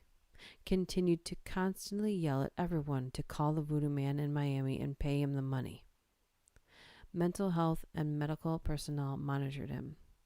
We even sent him out to the hospital, but none of the experts could tell us anything other than he was having a psychotic break. Antipsychotic drugs seemed to have little effect except to increase his ranting. Another week goes by. No one calls about this guy. We find out he was an executive working at a local bank. His employers told us he was a great employee. He'd been arrested for standing on a corner downtown, screaming and spitting, and when the officers tried to take him into custody to transport him to a mental health facility, he fought and battered the officers. He'd lost weight rapidly. He was a well-built man, about 6'2" and 220 when he came in. Within the 2 weeks we had him, he was down to 160 pounds. He was dark-complected, but his skin looked gray and hung on him. And the smell, really the smell. You could smell him on the entire floor, and it was like nothing you've smelled before. Not quite decay, not gangrene, not quite vomit or feces, but all of those rolled together in a roiling funk that traveled extensively, with a strange edge of spiciness, kind of hot saucy. No idea why I remember that so well, but I've never smelled anyone like him before or since. And the thing is, the few times he was semi-lucid, you could tell he was an okay guy. He'd plead with you to call Miami and pay the man, use his Amex, but he didn't have the number to the man. He said it was in his wallet. We looked but never found the number. On a Saturday morning, our watch commander got a call from someone claiming to be Johnny R.'s mother. She was excited to have found him and told the WC they would drive to our facility tomorrow to get him. In a thick Haitian accent, she said they had paid the voodoo man and the man would be okay now. Could they possibly bond him out and take him back to Miami on Sunday? Mama explained what had happened prior to Johnny's arrest. While on vacation from his bank job, he went back to Miami to be with family. While there, he wanted to get in touch with his Haitian roots. He was born in Florida, but felt the need to get in touch with where he came from. So he attended a voodoo ceremony, got scared, wanted to leave, and was cursed by the voodoo man, who said he would become a zombie if the voodoo man was not paid a certain amount of money in a specified time. Johnny didn't think much of that threat, and despite the warnings from his family, laughed it off and went back to work. The day the debt remained unpaid, his descent began. He worked with the judge and the arresting officers to get the charges dropped if the family took him home. I went up to his isolation cell to tell him his family was coming to get him. No smell. His color was back. He was still thin, but was sitting on his bunk eating lunch and completely lucid. He was delighted and told me he knew his family was coming because he knew the man was paid. Sunday, his whole family, about 7 of them, came to the jail to get him. dressed in their church clothes. Talked to his mother, a delightful lady in a light yellow skirted suit wearing fabulous feathered hat. She thanked me for helping her son, and as he walked out in his wrinkled suit, a rope holding up his sagging pants, she told me, "You have to pay the voodoo man. He should have known that." That's really weird. And now I want to do a whole story on voodoo.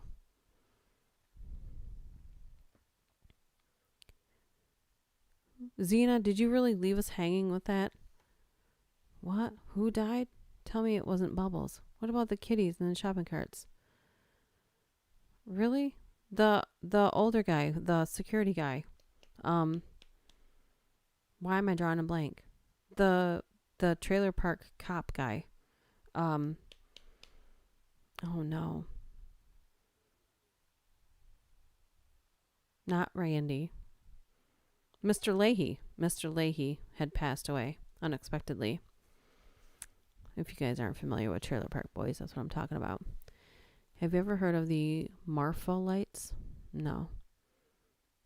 Xena. What did the wind say to the coconut tree? You were supposed to tell us. Answer is above.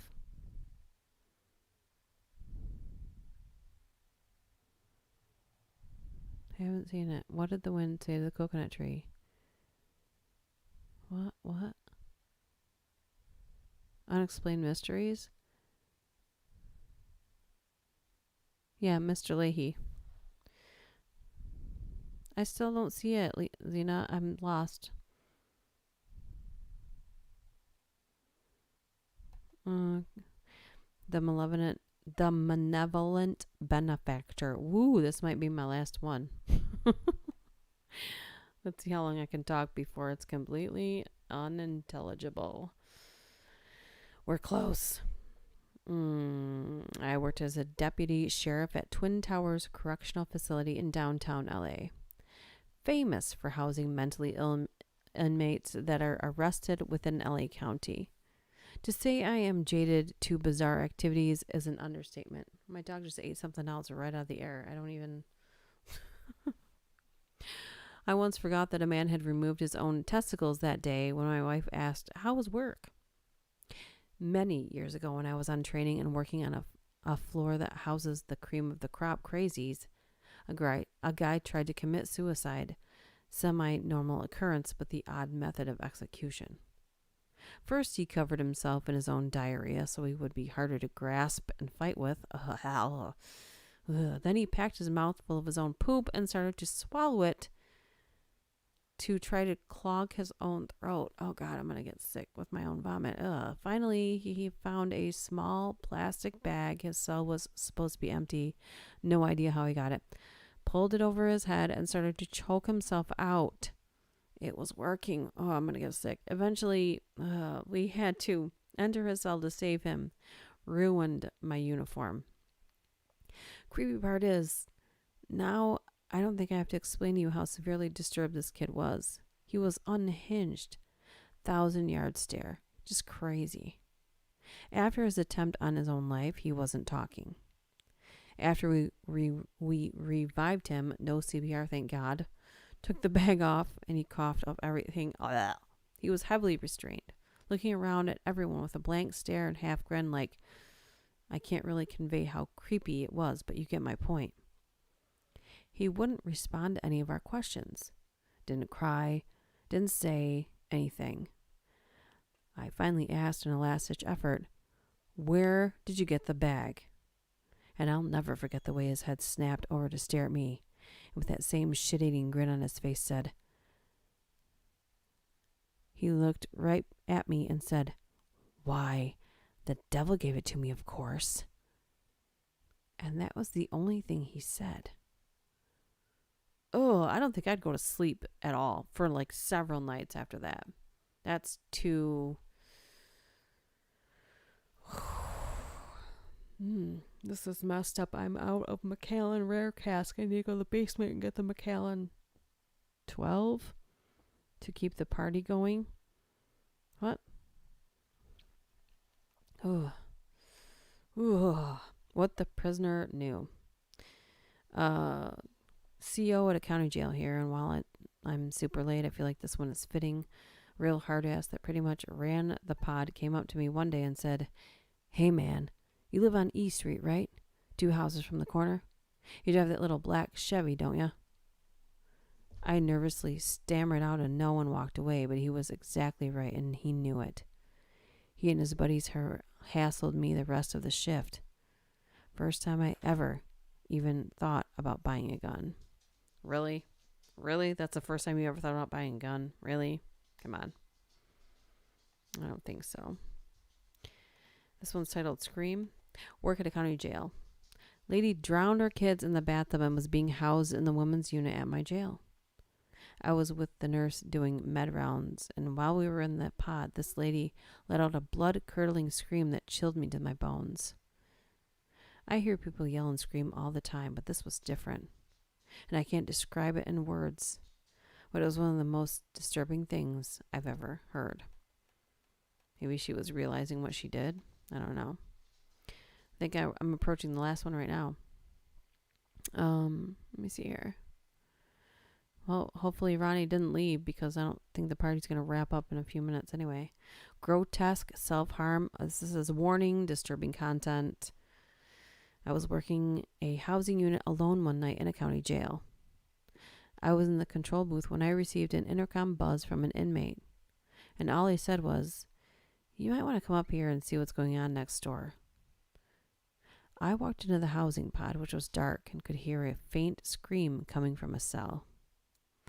I told my deputy assistant to open the door, and an inmate walked out of his cell from the second floor, dripping, covered in blood, completely nude, holding something in each hand. Blood was dripping from the second floor tier onto the first floor, and I noticed the blood was coming from his groin area, and the object he had in one hand was covered in blood, which we later found were his testicles. He threatened to eat them as well, but we didn't know what he was referring to. I had nightmares for weeks. Oh my God. This is insane. That's insane. Like, you gotta tell me, you can't tell me there was no warning that guy was clearly mentally ill and when left to his own devices. Like, things like that. That's what I'm talking about. Like, what evaluation system is being used to determine who is in prison and who is in a mental facility? Because prison is basically another form of a mental facility with less medication and less therapy. And I don't understand. I took my phone with me. Have some cake. Oh my God, Element. Poop cake. What's a poop cake? What's some poop cake? But you know what? If you could burn the sage and then you're saved. So just go into this prison and then burn the sage and then you're saved. There you go. I don't know. I feel like I'm going to stop making sense very soon. I'm sorry this wasn't more entertaining. I feel like I was really boring today. I'm really sorry about that. Wow, usually I'm a lot more entertaining than this. I'm just joking. Sometimes I am, sometimes I'm not. I don't know. Maybe I should have read everything in an accent today. I'm sorry, I'm so terrible. I'm so sorry. I don't know. I hope you guys had a good time. I hope you guys had a good time. I know I always have a good time reading for you. I wish I would have found some better stories right off the bat. That's usually more entertaining. I think it's probably because I saved all the links to these stories, and usually right before I record them, I review them to see if they're any good. But when I've saved a link for you guys, I just kind of wing it. So maybe I should go through them next time and see. So be better prepared next time. I'm funny today. You should do Would You Rather. Is that a game we can play on here together? I didn't say bye yet, Element. Don't put words in my mouth. I do a whole lot of talking when I don't make any sense. Just ask my husband, who has already went to bed. I had to work today, so we were up pretty early. I was up at like, I think 6:15. I was just like, oh, I might as well get up because my alarm's going to go off at 6:30 anyway, and the sun was already up, so yeah, you. Shout out to everyone else who had to work Saturday. What? Yeah, I didn't say goodbye yet, so don't put words in my mouth. Anyways, can I Google it? Like, is there a way to play Would You Rather? By the way, someday I'm going to share with you guys this ridiculous book. So when I was in 5th grade, my teacher made us make these little books, and we had to laminate them, and each one had like a different category. And I literally, when I was a little kid, before this was even a thing, made a book titled Would You Rather, and there's like 15 pages of ridiculousness. I might have to live stream tomorrow night just so you can laugh at the stupidity that was my childhood mind. I don't know. It was like, I don't know if it was stupidity. It was slightly psychotic. Very like when you hear the options that I gave. And I had no guidelines. This is just something I made up on my own as a kid. This was a super long time ago. So I think that would be really funny to read for the channel. I have to figure out a way to make a video, like take pictures of it and make a video so you guys can see it in the background. Are we done here? No, we're not done here. Like, would you rather A, B, or then we answer? Okay. So here's a list of would you rather questions. So either or is a big game. Okay, let me see. Would you rather...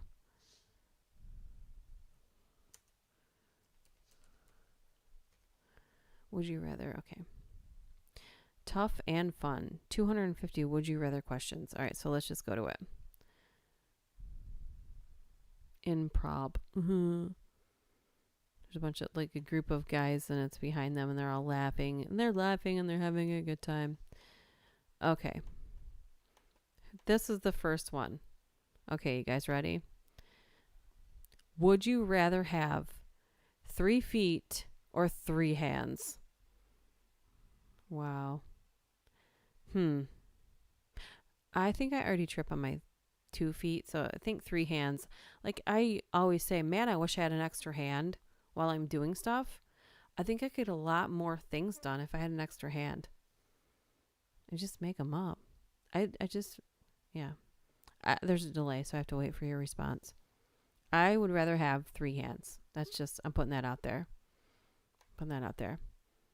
Would you rather have all your shirts be 2 sizes too big or have all of them be 1 size too small? That's just stupid. Moving on. Would you rather lose your sense of taste or your sense of smell? Definitely smell. I can smell everything, layers and layers of smell, and I feel like I am violated by other people's stench far too often. Although I do like the smell of lilacs and roses. I don't know.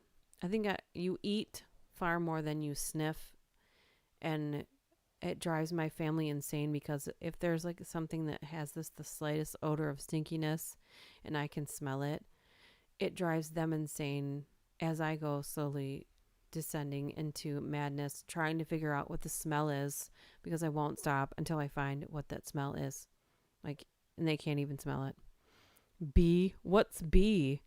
And which one is this one? 3 hands. B.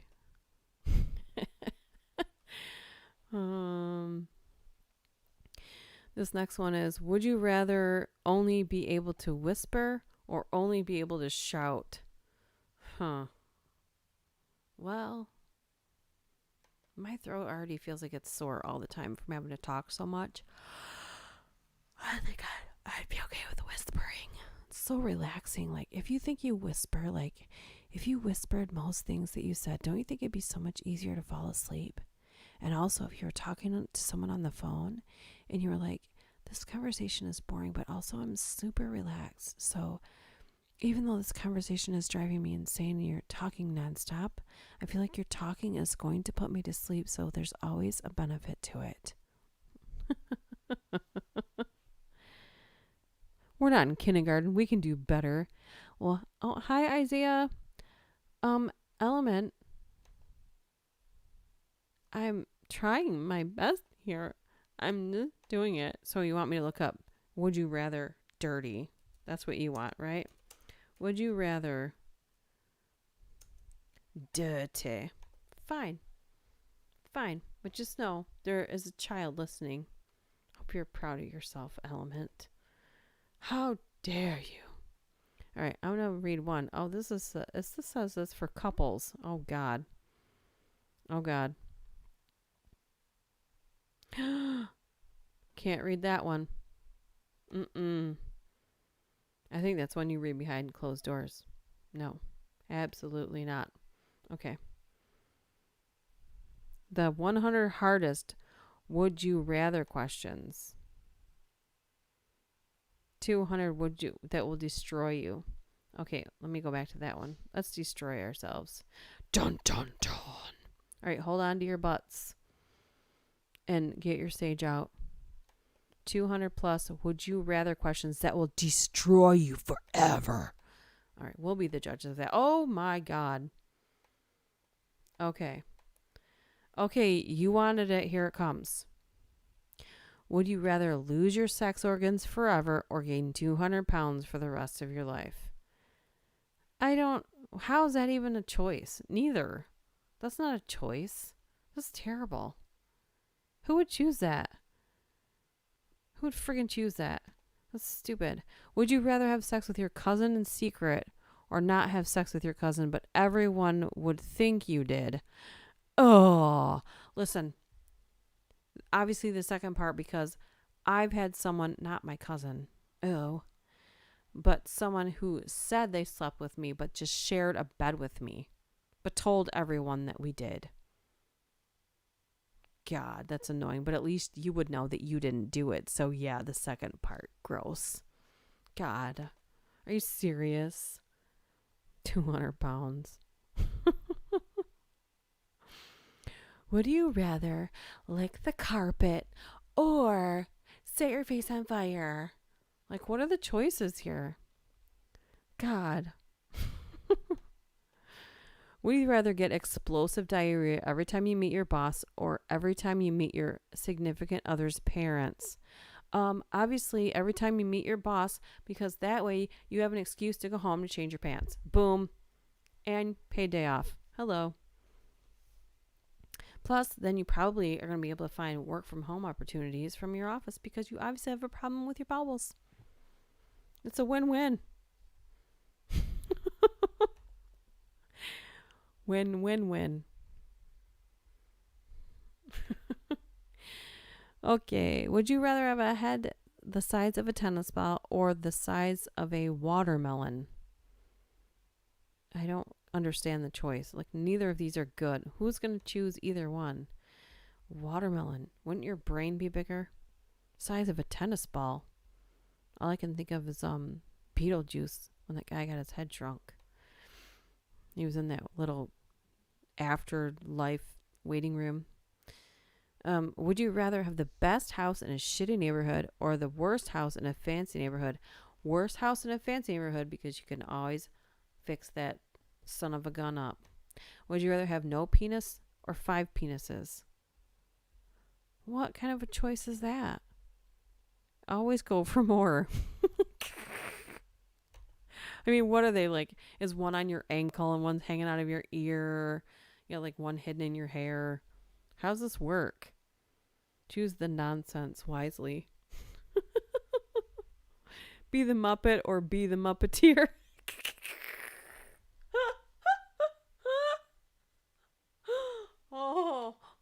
Oh no.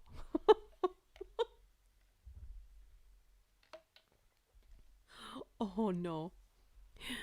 Welcome to the party, James Bell. We've already read stories and now we have ventured into ridiculousness. So you're welcome.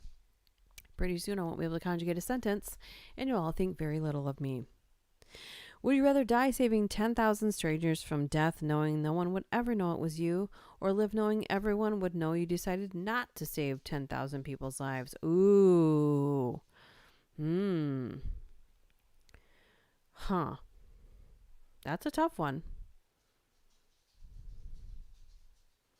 I think that people that do save people's lives like that don't know they're going to die. Like they just do it because it's in their nature. I think there's two distinct people there. So there you go. Would you rather peel all of your nails out of your fingers or pull all of the teeth out of your mouth? Oh, neither. Those are both horrible choices. Oh my God. No. Just no to both. Would you rather freeze to death or burn to death? Come here, Trex. I think I might have to let my dog out. She's going to pee. You guys are going to have to talk amongst yourself for like 2 seconds so I can let my dog out so she doesn't pee on the floor. I think that's what's going on here. Ouch, ouch, ouch.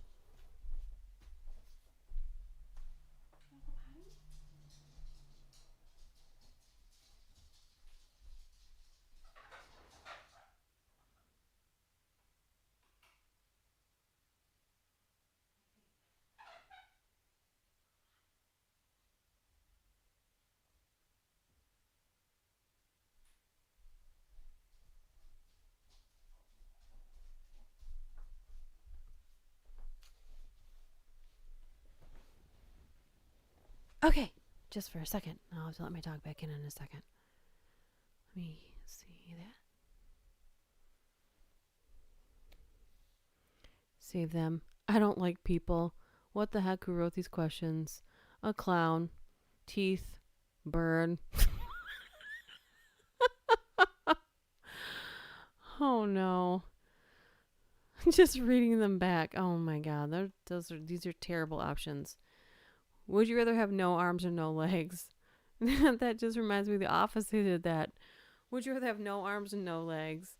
And then Kevin goes, I think I'd rather have no arms. And then Michael goes, no arms and no legs is basically how you exist right now, Kevin. Because he's such a jerk.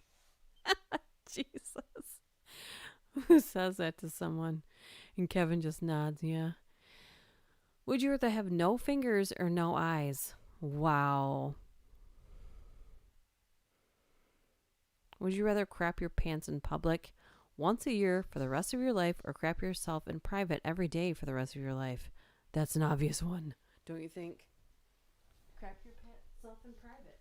You need to tell everyone.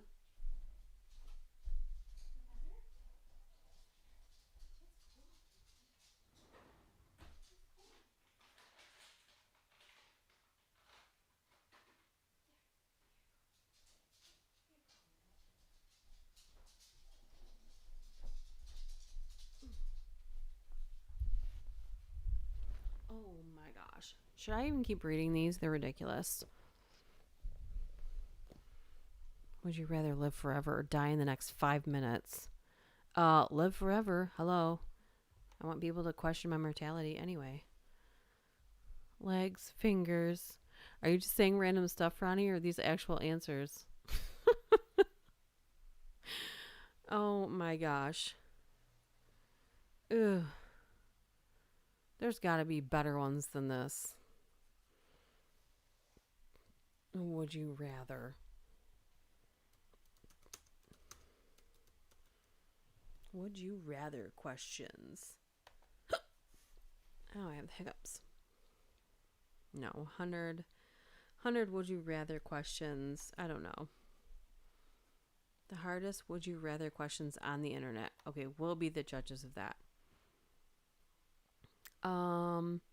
This went right back to the couples only behind closed doors one. All right, let me see. How bad is this? Hold on. Maybe not. Okay. If you were reborn in a new life, would you rather be alive in the past or future? Dun, dun, dun. That's a good one. Would you rather be alive in the past or future? So would you rather go back in time or go in the future? I think I'd like to see the future. Live forever. B, B, B, B, B, A, B. Would you rather eat no candy at Halloween or no turkey at Thanksgiving? Oh, obviously, I can give up candy, no problem, but you're not taking away that turkey gravy. Would you rather date someone you love or date someone who loves you? That's a weird one. Would you rather lose the ability to lie or believe everything you're told? Well, I can't lie now. Like, I'm terrible. Like, if there's any implication that someone even wants me to lie, I'm going to give it away. So, vulnerable, I guess. Would you rather be free or totally safe? Oh, that's a mind bender, isn't it? Be free, but know that there's a possibility you could die, or the other. Would you rather eat poop that tastes like chocolate or eat chocolate that tastes like poop? Duh. The first part. Would you rather look 10 years older from the neck up or the neck down? Neck down. Who cares? Turn off the lights. No one cares. Would you rather be extremely underweight or extremely overweight? That's the only choice? Ugh. Would you rather experience the beginning of planet Earth or the end of planet Earth? I think they're going to be pretty much the same, so choose whatever one you want. That's weird. It's weird. Eat your dog or have hiccups for the rest of your life constantly. Yeah, that's what I feel like you're going to go by. Oh, Phantom Zone, don't go. I'm going to wrap it up anyways pretty soon because would you rather have 3 kids and no money or no kids with $3 million? Duh. All right. So we ventured into this. We tried it. It wasn't a win here. Much like the other stories I stumbled onto. What I would like to do is have a session where we play Cards Against Humanity, but I don't know how to screen share with this new software that we have. End of Earth. I just got the Star Wars version of Cards Against Humanity, and I'm waiting to play that, but I don't know if you can do that online or not. So with that being said, I think I'm going to wrap it up here. I'm starting to become unintelligible and getting loopy. No kids. End of Earth. Free. Yeah. So I want to thank you guys for showing up here at the last minute with absolutely no warning whatsoever. I'm sure Tall Guy 32 will listen back. And I'm sorry that you didn't know that this was happening. And anyone else. I had just happened to look at the clock and see that it was 9:30 on Saturday night and hadn't made a video and thought I should probably stream because didn't do it last week because I was tasting craft beers next door and was out of my mind. So with that being said, I want to thank you guys for coming. And if you're new here and you don't know how I say goodbye, had a fun good night, Duchess and everyone. Thanks for coming, and I'll see you soon, or you'll hear me soon. And so I'll say thanks for coming.